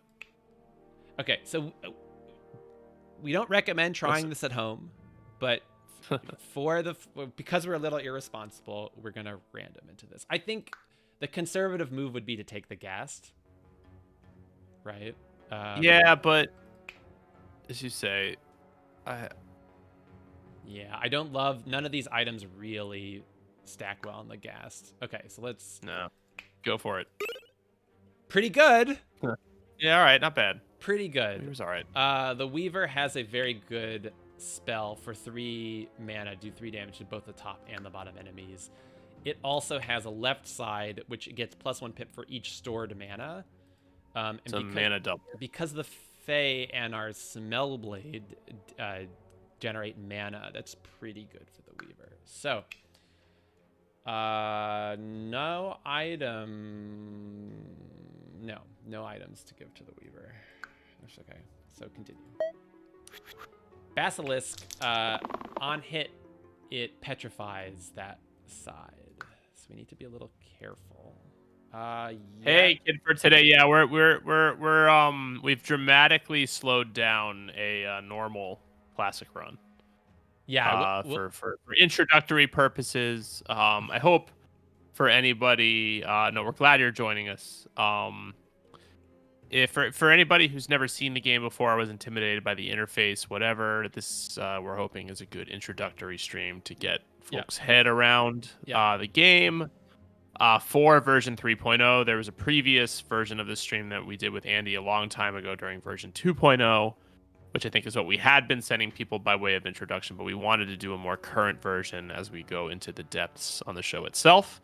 We're actually recording episode 2 of Into the Depths on Sunday. We say this on Friday with some cool secret guests. Oh yeah, we're That's not all gonna I'll say about that. we're not gonna spoil who, but you may be shocked and surprised. But anyway, the old run we did with Andy, I think, was a little complicated too. So we're gonna post. I think we'll post this on YouTube.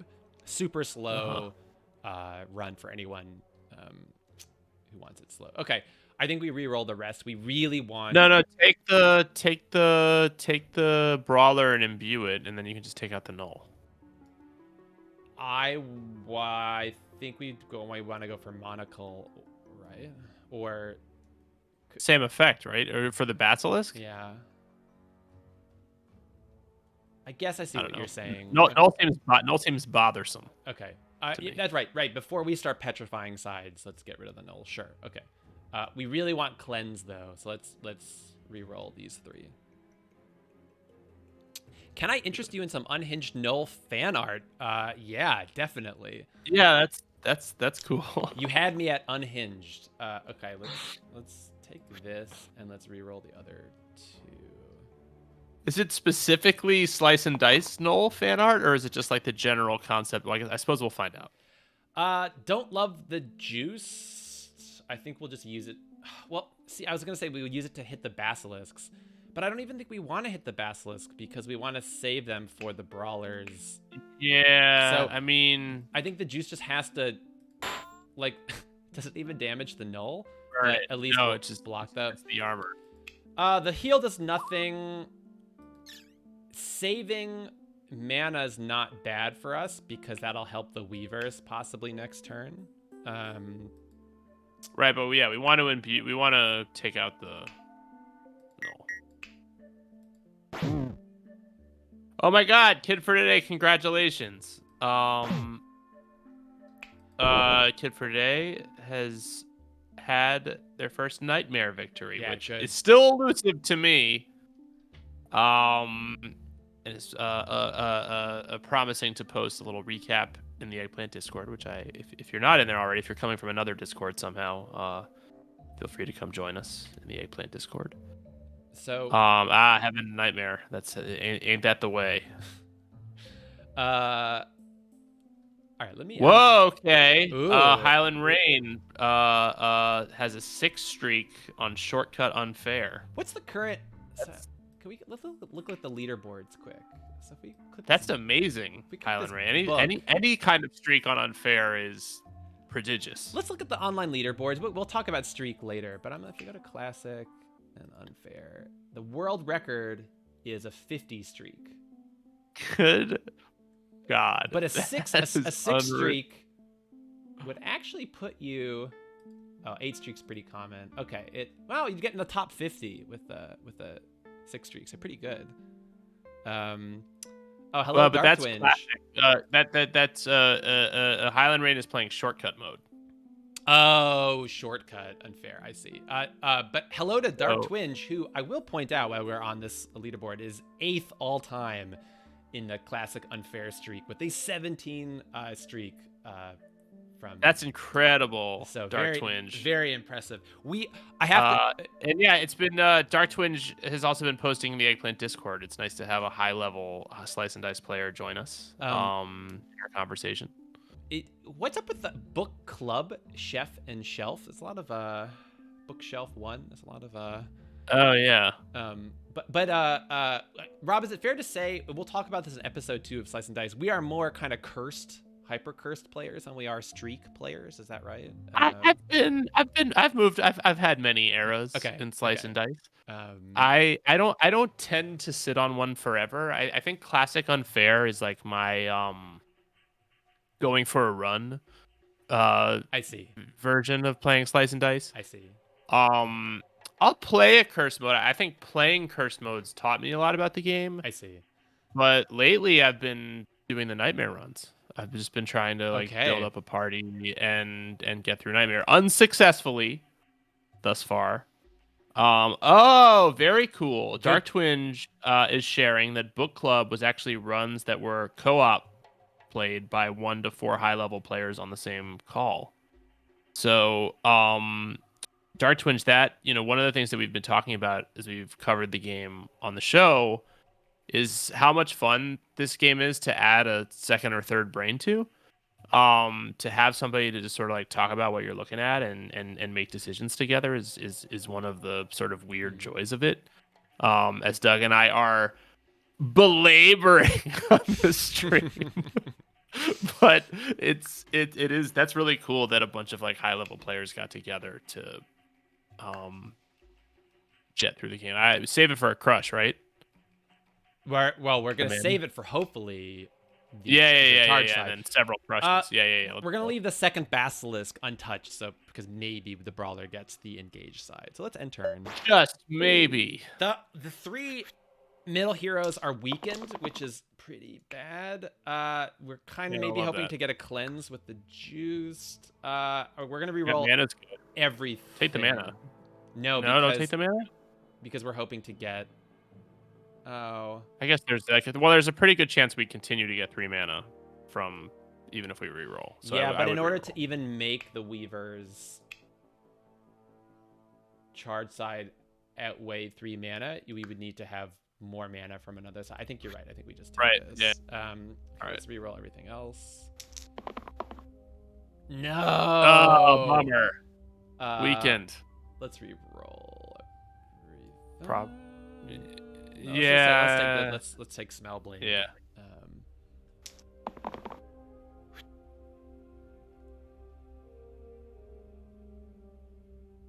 Not great. Yeah, I don't love the situation, but we can. Or can we take out the top basilisk? I'm tempted to shield the brawler just so it doesn't take any damage, and Okay. like, we might as well, right? Yeah, I like it. We get really close, not quite close enough.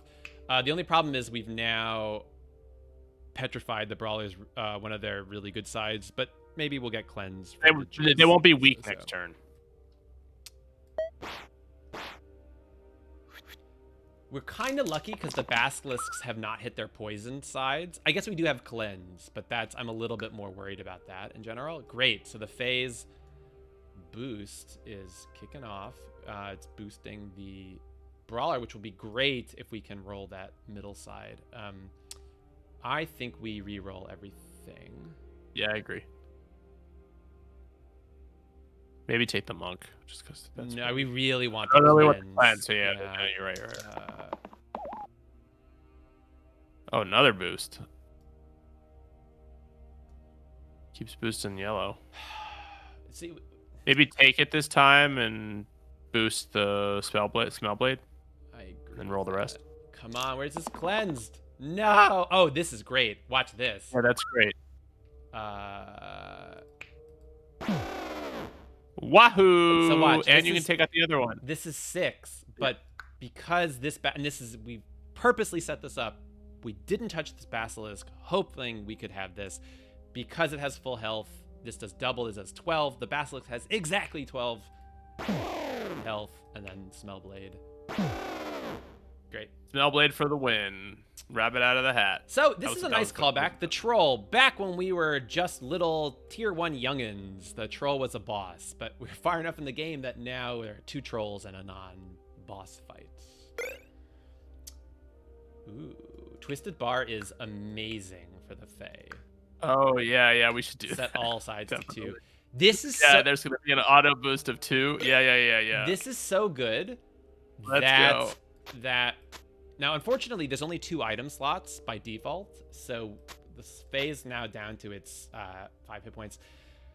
This phase is so good now. I suspect we are going to reject our final hero upgrade and take Faye to the end, but we'll get to that later. Oh, Highland Rain asks, can you imitate your favorite slice and dice sound?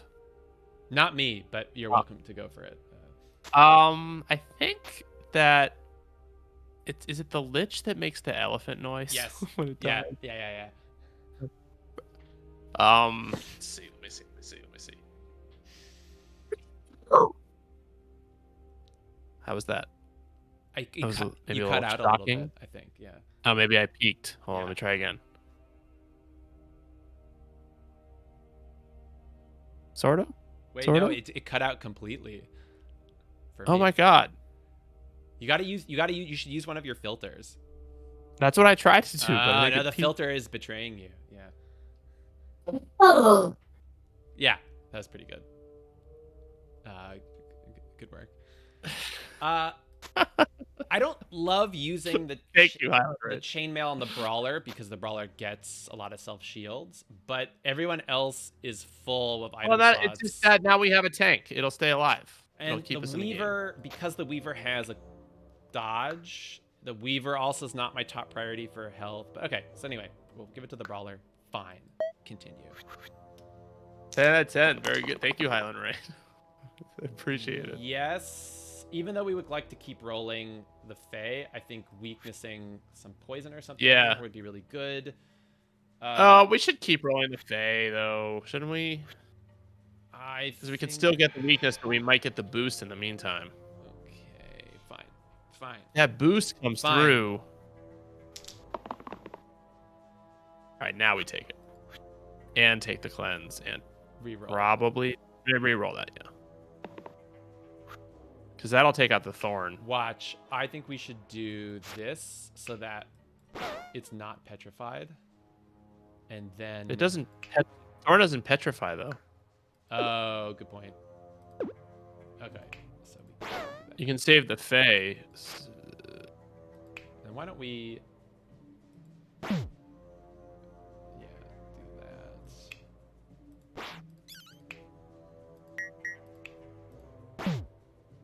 We'll do something like, well... Are eggplants actually our favorite food? No. Highland Rain asks. No.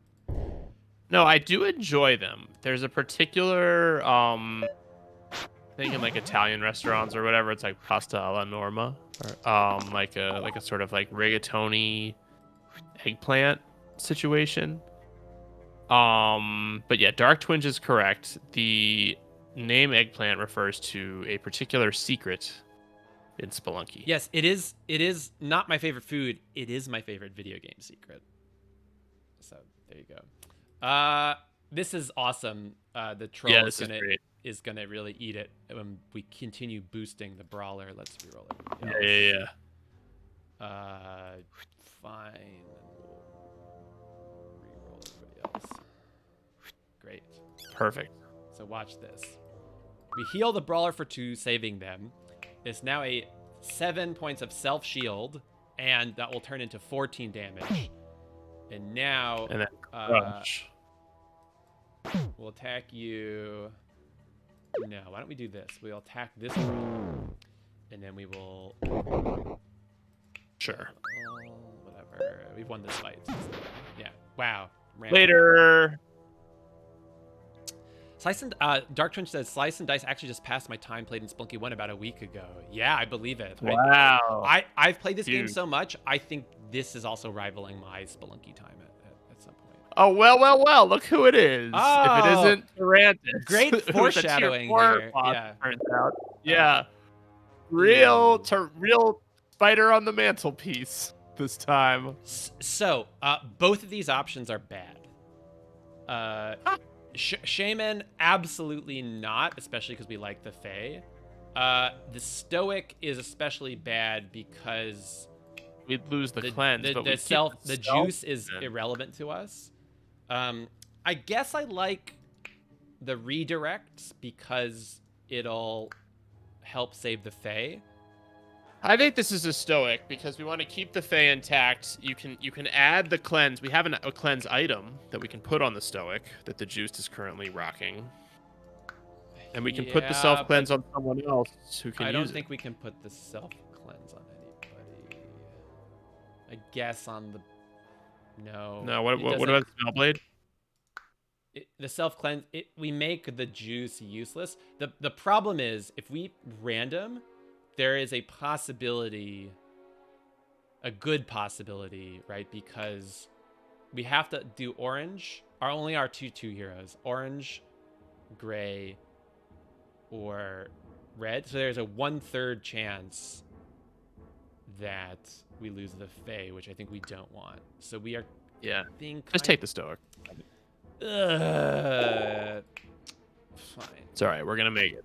We'll do that, and now we're hoping. Well, we pour the juice out for yeah, Lost. yeah, like yeah. Bull. Stoic, However, we do. and a sort of Let's give more health to the Stoic for when it eats. for stunning. All right. So here's this orange little house. This is where the Smellblade, or whoever's the still the alive topmost hero, will die.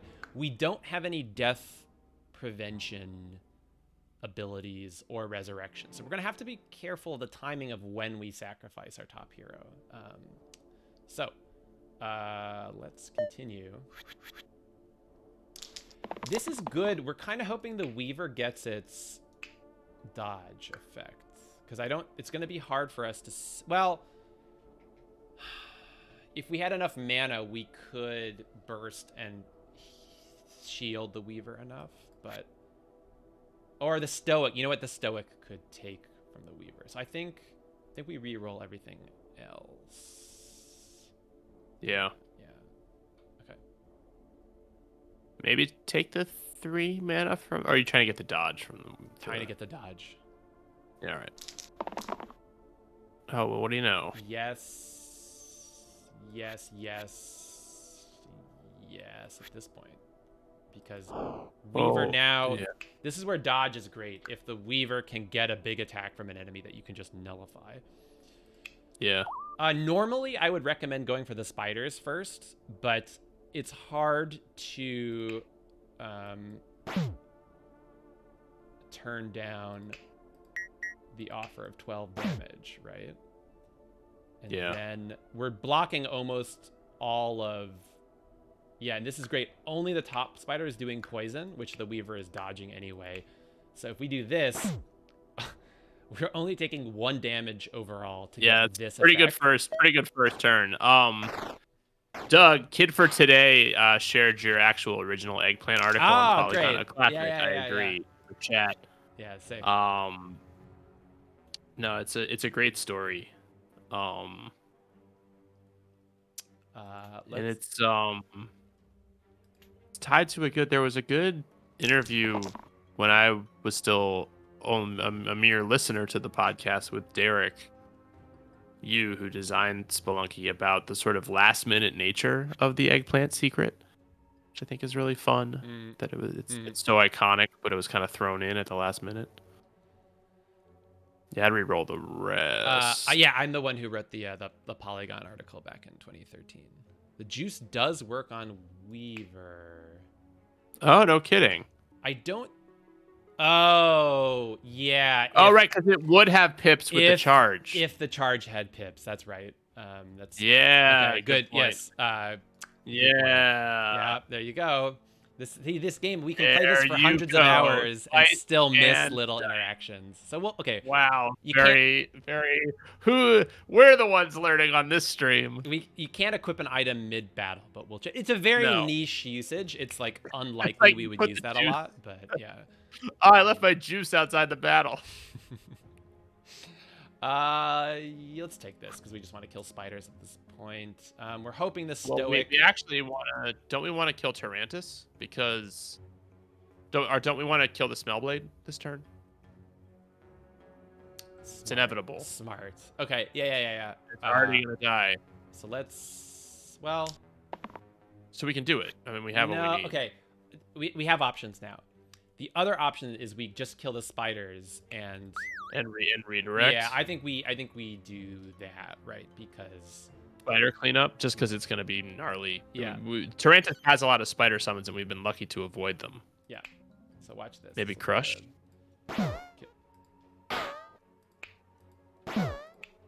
That'll do, pig. Yeah. Now we're gonna sacrifice Smellblade. I think we'd rather do damage. So let's... Yeah. The Smellblade can... R.I.P. Yeah, just enough. Kill it with a final crush just for fun. Boom. Smell blade enters with half health. Get an item. Ooh, cleanse big Oh, time. we were missing cleanse. There we go. That's pretty. We were just. It's like it overheard us. Like sickle would. Okay, so you get rid of the cantrip and just give everything 3. Or, I mean, the Weaver would everything. The lowest is 3 on everything.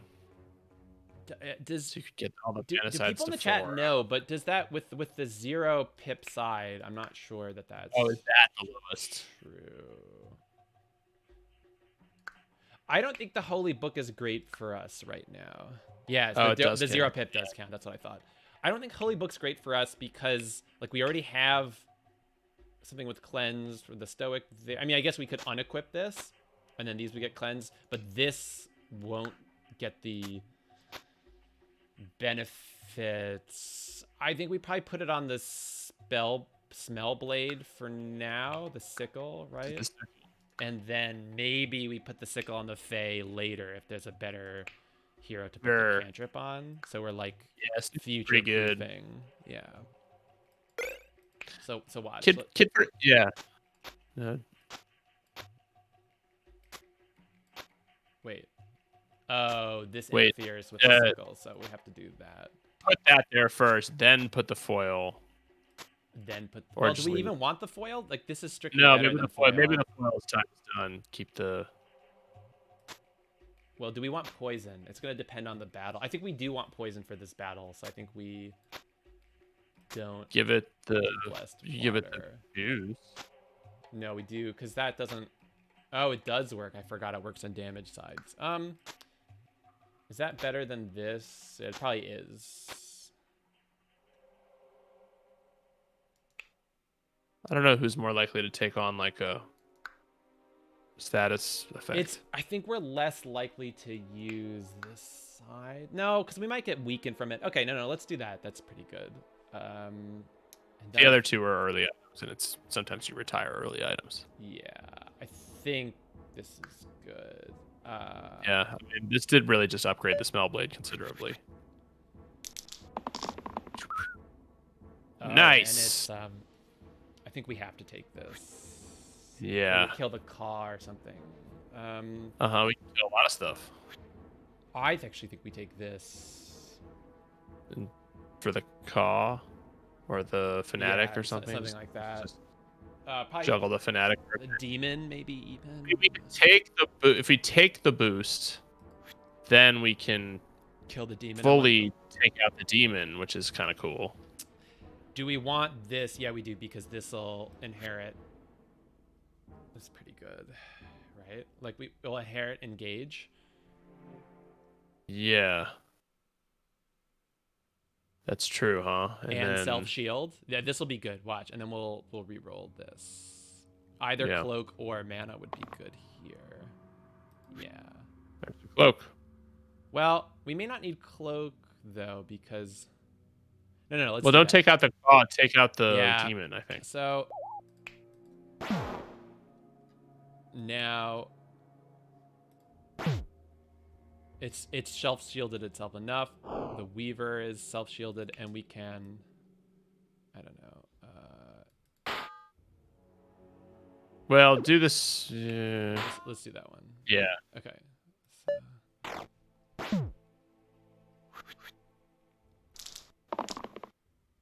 Kid for today, this is a little embarrassing, but I actually don't know Archer, so I don't know what call out I made. It was unnoticed even by me. But I would love to know. I'm willing to be enlightened. I actually think. Well, no. Let's re-roll the Fae for the auto boost. For the boost. Let's re-roll everything. Well, it depends on if the Weaver gets. It's charged. Well, okay. I mean, everyone's gonna live. Yes. Just take it. I would just let it.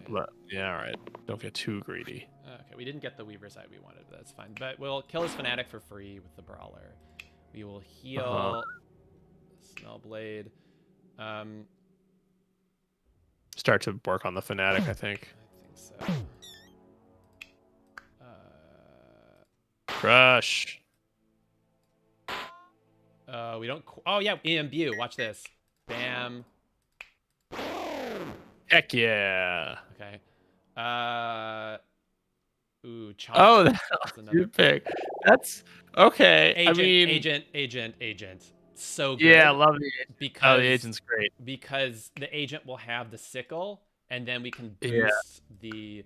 Yeah, this is Yeah, amazing. yeah, yeah. The Fate. quad. Also, we don't want to upgrade Faye, and I don't like the Fate. This is like best case scenario for us. This is amazing. Agent is a new hero in this version, which is really powerful. Well, new-ish. It kind of is the old Wanderer to some extent. Right? Well, but the random shifter keyword on the top. This is wild and probably not the best hero to choose for an intro run because we're going to get all sorts of arcane keywords. This is a meta keyword. This side has a random extra keyword, changes each turn. Some of these are going to get really weird and niche, but what we really care about is quad use. Can be used 4 times, so obviously the math of boosting this is huge because it's like times 4 to whatever. We should probably give it the monocle, so that the middle quad use also has engage. Right? I like the fact that the brawler can shield itself so much with that. That's true. But I see what you're saying. Fine. And whatever. Brawler can cleanse. Dark Twinge says shifter is approximately the most nonsense thing you encounter in normal runs. Yes. It's true. It's about as weird as you can get. And Kipper, I associate that'll do, but this is, I may be aging myself, but I associate it with Babe, the pig movie, and maybe Archer picked it up because it is like one of those like movie ending ass lines from a movie. Kid for today. That's a great question. Okay, we got a question, so we can't forget this, Doug. Because Tan, the designer of this game, has agreed to answer, to quote, probably answer up to 6 questions over email from us for a future episode. We've asked people to contribute questions, and Kid for Today has submitted a great one. Yeah, put that one in the Discord. Why is the co-prime keyword called hyena? Look, there's a lot to explain there. I don't have to worry about these weird keywords. Yeah, this is an intro stream. We won't get into why that's an interesting question, but it's an interesting question. So, 2 new puzzles. Chomp, new hero in 3.0. Ooh, all the first these upside down houses will do 1 damage to the topmost enemy. So hitting the Chomp is going to hurt our topmost and our bottommost heroes. It's not great. The Wisp has a blue donut in the middle, and we will get a mana when we hit that hit point. So that's now interesting. There's like a benefit for us to... Yeah, we get to eat the donut this time. And now our old friend the Hydra. So this is like a tough lineup. So let's continue. And we're getting there. We're on level 18 of 20. Oh, not the cantrip side. This does 2 damage, but we don't really care about that. What it does is inflict pain. So whoever's attacking us, like for example, if we use this attack on the Hydra, it would have pain. So it's 5 damage it does to us. It takes 5 damage. But we want the quad to take out the Hydra. We want I would the take quad the stun, use. Yeah. maybe from the stoic. I agree with that. And the Wisp is about to summon a skeleton, or the Chomp is about to do a bunch of damage. I think we re-roll everybody else. Yeah, I agree. Yeah. Yes. And we take this, I think. Yeah, I think so too. The Weaver's been boosted. I think we re-roll everybody else. Yeah. Swing and a miss. Oh wait, what's our prize? Oh, if trio. this has the same pips as the 2 previous dice this turn, well, we do have 3 here, but I don't think we're going to be able to get to 3 in another dice. So that was but you know what this will do? This will get us to, oh, you know what? We could, watch this. This is now 3, which means that this does triplicate. Oh, we did it. Yeah. You did it. That's amazing. Um, Probably the chomp, yeah. They take a bunch of damage, but they survive. Wait, we also didn't boost anything. We but I didn't guess 'cause boost of anything but I think that's okay. We will whatever. We do crush. I think can we no, because we gotta Wait, do crush. Wait, you can actually if you do crush, right. Now we have and then you do burst, and you burst the Hydra. Now, and then you can stun. Oh, smart. You did the math, right. So now we with the stoke, because you can only stun an enemy with equal or less hit points than me. Brilliant. So Rob puzzled this one Yeah, out. I did the math. That's right. So now we stun the Hydra. We are cooking with We're gas cooking. here. And the agent is a perfect Hydra counter if we can. Oh, it does have pain inflicted on it, which is a problem. Yeah. Weaken for sure. I would love to get The Rampage. clearer. Yeah. let's reroll both. And maybe all just of these. take the stun again, because if we can get the Hydra down a bit, we could stun it. Yeah.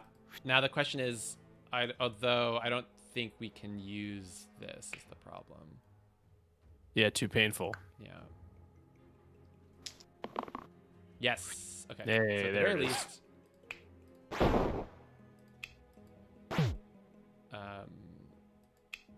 Do it No. once. Yeah. So we can't.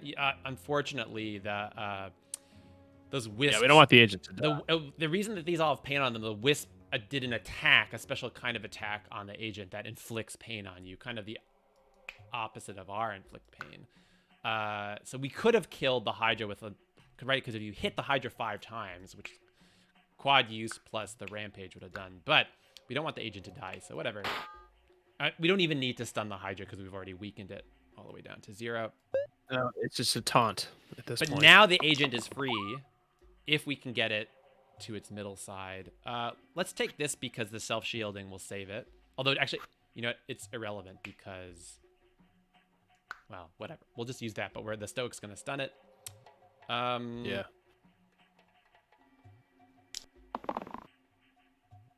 Yes. Reroll.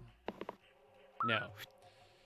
Didn't get there. I wonder. No, we still aren't going to have enough mana to do 5 attacks. So instead, let's. No, sure. Let's do that. Let's stun it and. Oh no! Let's save mana. Well, I think we're going to win this fight, so it doesn't matter. But Yeah. here we go. Oh, there we go. So quad use 1, 2, 3. Oh wait, it's going to kill it outright before we even. That's fine. Second to last fight. Tai Chi's, what a nice note. So glad you've been enjoying the show. Lurkers are always welcome. And yeah, and it sounds like you got the game a week ago and you're having fun with it, which is great because that's how we feel about it too. What's the Spike Stone do, Doug? I don't think I've seen that one. Oh, fumble is a No, I don't. I don't think we need to mess around with chance right now. The time stone is really interesting, although because it's like the improved. Well, we could basically. So wait, that's amazing because then both of our boosts. yeah, but I mean, then we have nothing. It's the double down. We have nothing to use this on. I would posit. Essentially, it's an incremental upgrade, but a pretty powerful one. I would probably Doug, go. For random, but consider the certainty of having both boosts cantripped when you have the agent in your, because like if those boosts hit the agent, then we're getting the quad boost for free. Yeah. Here's okay. That's a known quantity with a definitive stacking mechanism. Can I point out a random any tier 8 or 10 item? Here's why I think that this is bad. For an example, we don't have a Hexia plan right now.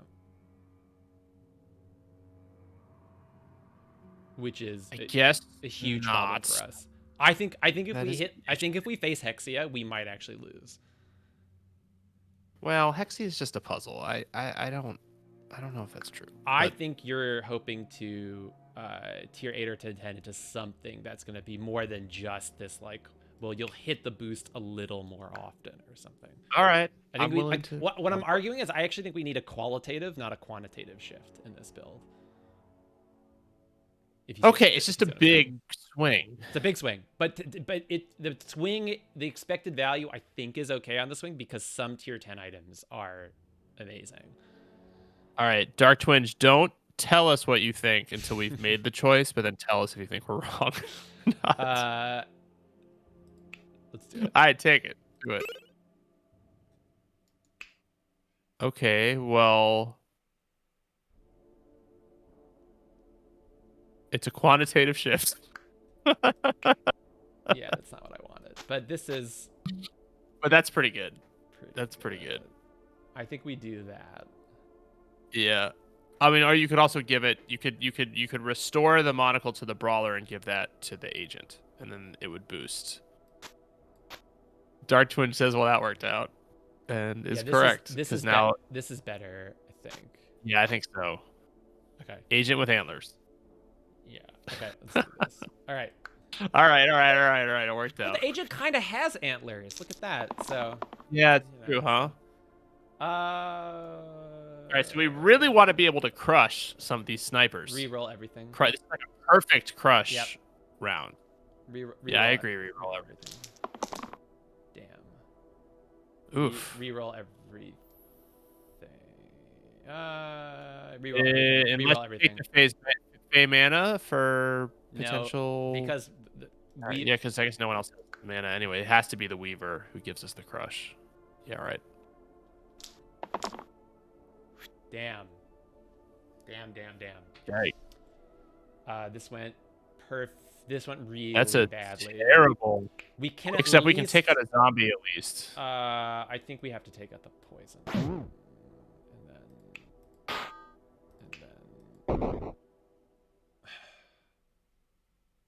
Yeah, all right. Bad roll. All right, Really Dark bad. Twinge. Yes. Oh, we got the mana. Yes. Dark Twinge says generally not fond of Time Stone, which is fair. Probably would have leaned random, but would have thought about it for a while. I'll note that the non-cantripped boost has come up several times this fight, but it doesn't. So has.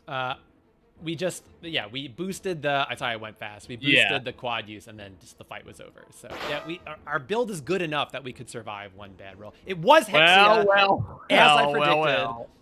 We're in trouble. It's definitely possible we could win this, but we are in trouble. This is interesting now.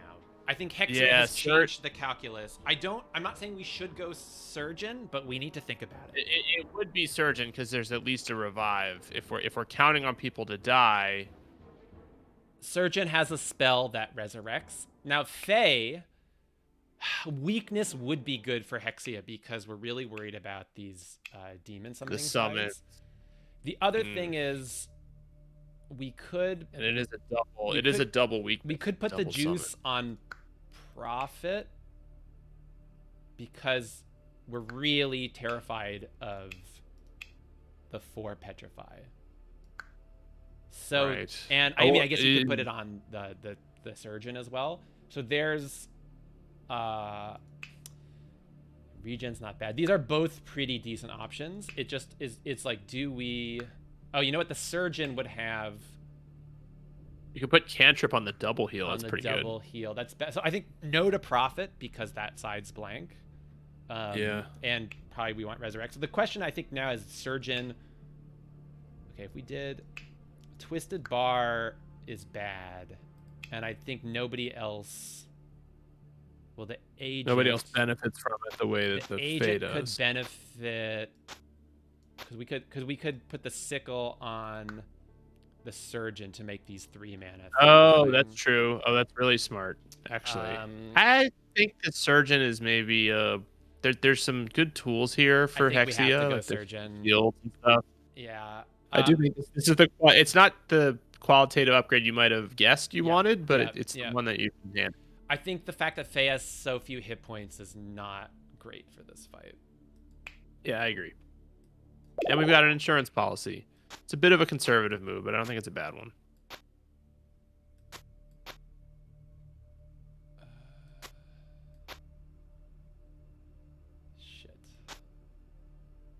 is useless to us now, which is bad. Well, it might be better than the juice on the surgeon, and you might want to put the juice on the weaver. No. I think cleansing is so important for this fight that we have to do that. But it's just a self cleanse. No, it'll cleanse whoever you heal. Oh yeah, I see. Okay, yeah. Wait, are you sure? Is you sure it's not a self cleanse? Just a self cleanse. It's it's cleanse. No, yeah, it's cleanse and Oh self. no. It's self cleanse. It's just there's a line break. So it's only gonna cleanse the person. No, but who self drinks cleansing the surgeon's really important. Yeah. Okay. Because now the surgeon has enough mana self-sufficiently for its first operation. Okay.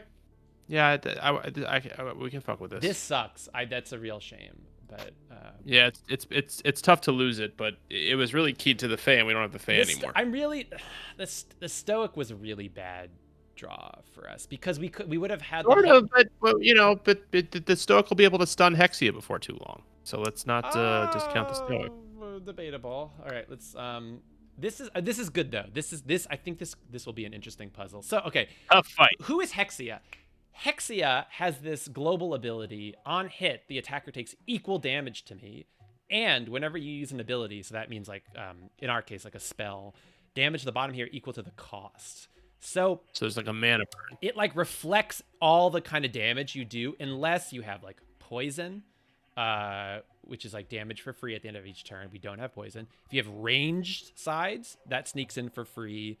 We don't have that. So this is where I said Hexia is one of these bosses that's a real puzzle, which is often as you get your way up to thinking about what items do I want, what heroes do I want, sometimes you're thinking, how am I going to deal with Hexia? The solution we kind of came up with, which is going to be dicey, is, okay, we'll let somebody like the Weaver die, and then we'll resurrect them. Dark Twin says, Doug. Yeah, you saw it too. Okay. No. This is also good to point out to people. The order that you put the items. So this item goes first, and then no antler and sickle, not antler and twisted bar. The sickle that's on the surgeon. Oh yeah. Oh, that's really smart. That's really smart. Way better. Right, because this I didn't think about that. This will do +1 for the shield and the health, the mana and the health. So yeah, that's much smarter. So now the surgeon has answers. Now the surgeon's really good. So thank you, Dark Twinge. Once again, this is this is how the possibility space is so big now. With like, what hero do we go for? But now there's so many items on so many different heroes with so many different emergents. Everything in this game, like Rob was saying, is intertwined. And so with both me and Rob, despite having hundreds of hours behind our belt, still missed that, right? Like that's, I think, maybe intimidating to some people, but for me is like the beauty of this game is like every run you play is a different puzzle where you're trying to like min-max this ridiculous possibility space of items and heroes. Highland Rain asks, and we can answer as we fight. Is it just me, or was Hexia more scary in 2.0? I forget. These sides were different in 2.0, I think, and I don't remember what they were. Let's continue though. Here we go. Let's do it. We lost. All right, we lost weakness, which is tough. Bad. I will say this. Inflict pain is going to be possibly, well, actually it's not great on Hexia. Inflict pain on each other. I think 4 mana is not bad, but the burn is not. Well, if we did, because if we do crush, the brawler can clean up the imps. Yeah. I think we reroll. We probably want to reroll the other. No, let's do this because then we can shield. Well, like I say, we shield the floor. The mana burn. Yeah, but maybe we want even more mana though. Oh, Dark Twin says I think people. the effect was the same. It's only the art that's different from 2.0. I don't remember. There's all these like small differences from 2.0. Anyway, I don't want to get too far into that. Is it worth? I think Being it is, able to crush. I do think we want to be able to crush twice because then we can take everything out with the rampage. okay. Okay, let's re-roll these two sides. Yeah.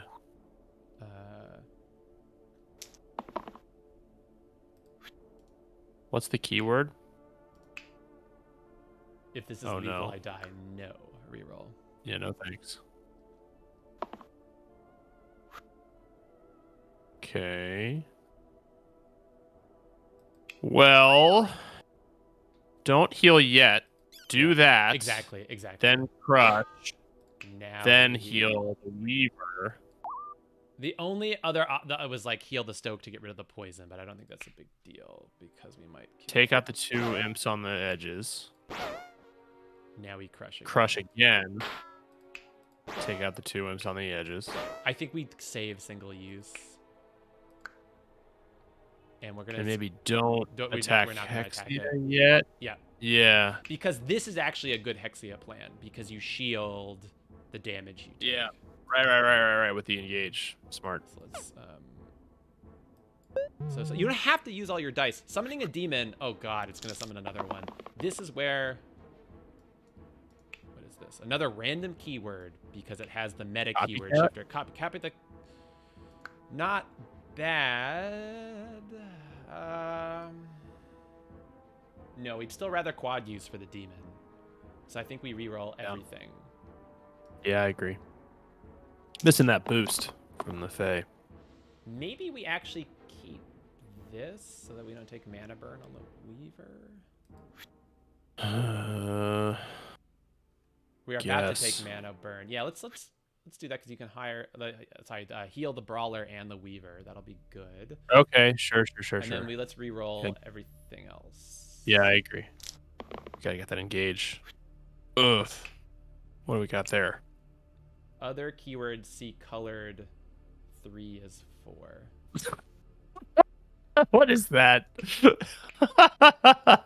That's not. If we boost it, I don't think we have anything. No, Yeah. Oh, it's really tough. We don't have weakness. Yeah, it is. This is starting. So wait. Attack the demon with the stoic before you crush. If that's what you're planning to do. I'm 'Cause not you gotta sure get we rid of should that crush. dice. I'm not convinced we should crush. I would do. Just take out the demon. This is the best we can do. At least. In fact, I would do this. Because the Weaver is going to continue taking mana burn. And at least there's another demon coming. We're kind of treading water, which is bad. Ah, shit. Okay, the Stoic's about to. Ooh. What's that? Target flees if they have 3 or less. Maybe that's good on the second demon. Can we get the demon that low? Not sure we can. No, we want the quad use. Okay. Yeah, we want a cleanse too if we can manage it. This is a cleanse. I think we have On the stoic, probably. Yeah. I think we need this. I think we re-roll both of these. Can we do better than the double heal with the surgeon? Like, would the heal mana be good? Yeah. Okay. All right. Let's re-roll. All right. Oh my God, quad use. Where are you? And re-roll. Yeah. Okay, we have to be careful about. Or I think we want that. It'll still get 1 petrify coming, but that's not. Yeah, that's fine. For now. Fine. I think we're actually gonna hold on to the mana or something, but like if we did this, I don't think we're gonna be able to get this down. Oh, we might. No. No, but that's not bad. I mean, but why shouldn't we hold on to the mana? I see. Yeah. Yeah. So this is not bad. We've mitigated the worst of Hexia's attack, so I think we're making up a little ground. Oh, now the demon's gonna summon somebody. Oh, we got our engage. We're missing the boost now. That was the bummer. And it's inflicting pain. Don't think there's any way to What does Hexia have to? What is the Stoic at?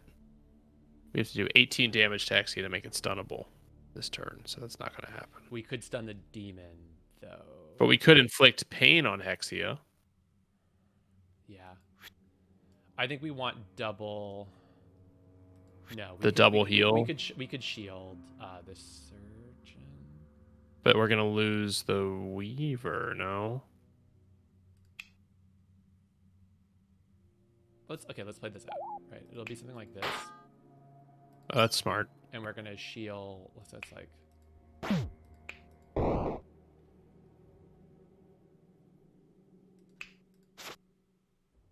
They're gonna have pain next turn, which is kind of a bummer. But we could also crush, I think, safely. The pain on Yeah. the surgeon is a problem. I mean, it's you can kind of get. I know through the it. surgeon is a problem, but this gets Hexia stunnable next turn. Yeah. With these yeah. Okay, that's important. All right, so let's end turn. Yeah. Ooh, stun is really boy. important. Yes. Oh yes, and the quad. Let's go. Yeah, because the surgeon will. Yeah. It's great. We don't And then need. just- We don't need. I think we want mana. Wait. No, I don't know if that's true. Oh, we might want to shield the Because- Weaver. Yeah. Okay. Yeah. I think Because oh, wait, no, just do it to the surgeon. Like right, because the shield blocks the pain. yeah, Um, don't do the mana. Just stun Hexia. Let's start there. Take out the demon. I think that's the best we can do because anyone else will die if we do anything. We'll die, and that's fine. This is actually a good turn. Great turn. Yeah, perfect. Hexia is like such a deliberate type of battle. Funny, we got an engage. I think we can kill Hexia. I think the question is, do we want to? I think we want to maybe stun just in case we can't kill it. Should we? Or do more Sure. damage? I think we reroll everything. Yeah, I think reroll everything. That But- makes sense. That's 6. Reroll. Then we need to do 8. Oh, Oof. swing and Awful. a miss. Boy. Shit. Now we're gonna get another demon. So that went as bad. Well, I would shield the agent for sure, Yeah. and The other whatever. In turn. Yeah. I think we're still good. Annoying. That was very annoying. Yeah, that'll be good. Okay, now we get that. Yeah, so let's. Stoic hasn't taken shit for damage. I mean, take out Hexia for sure.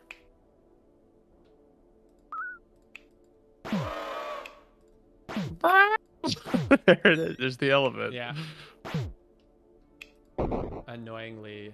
Was there another order? All right, now this thing's gonna flee and we're gonna be out. There's another order I could have done that in. Yeah. Oh, nice. Hey. Good fucking game. And that's classic normal. Really made him 3 hours essentially on the dot. I think. Rob, I don't think we have time to do.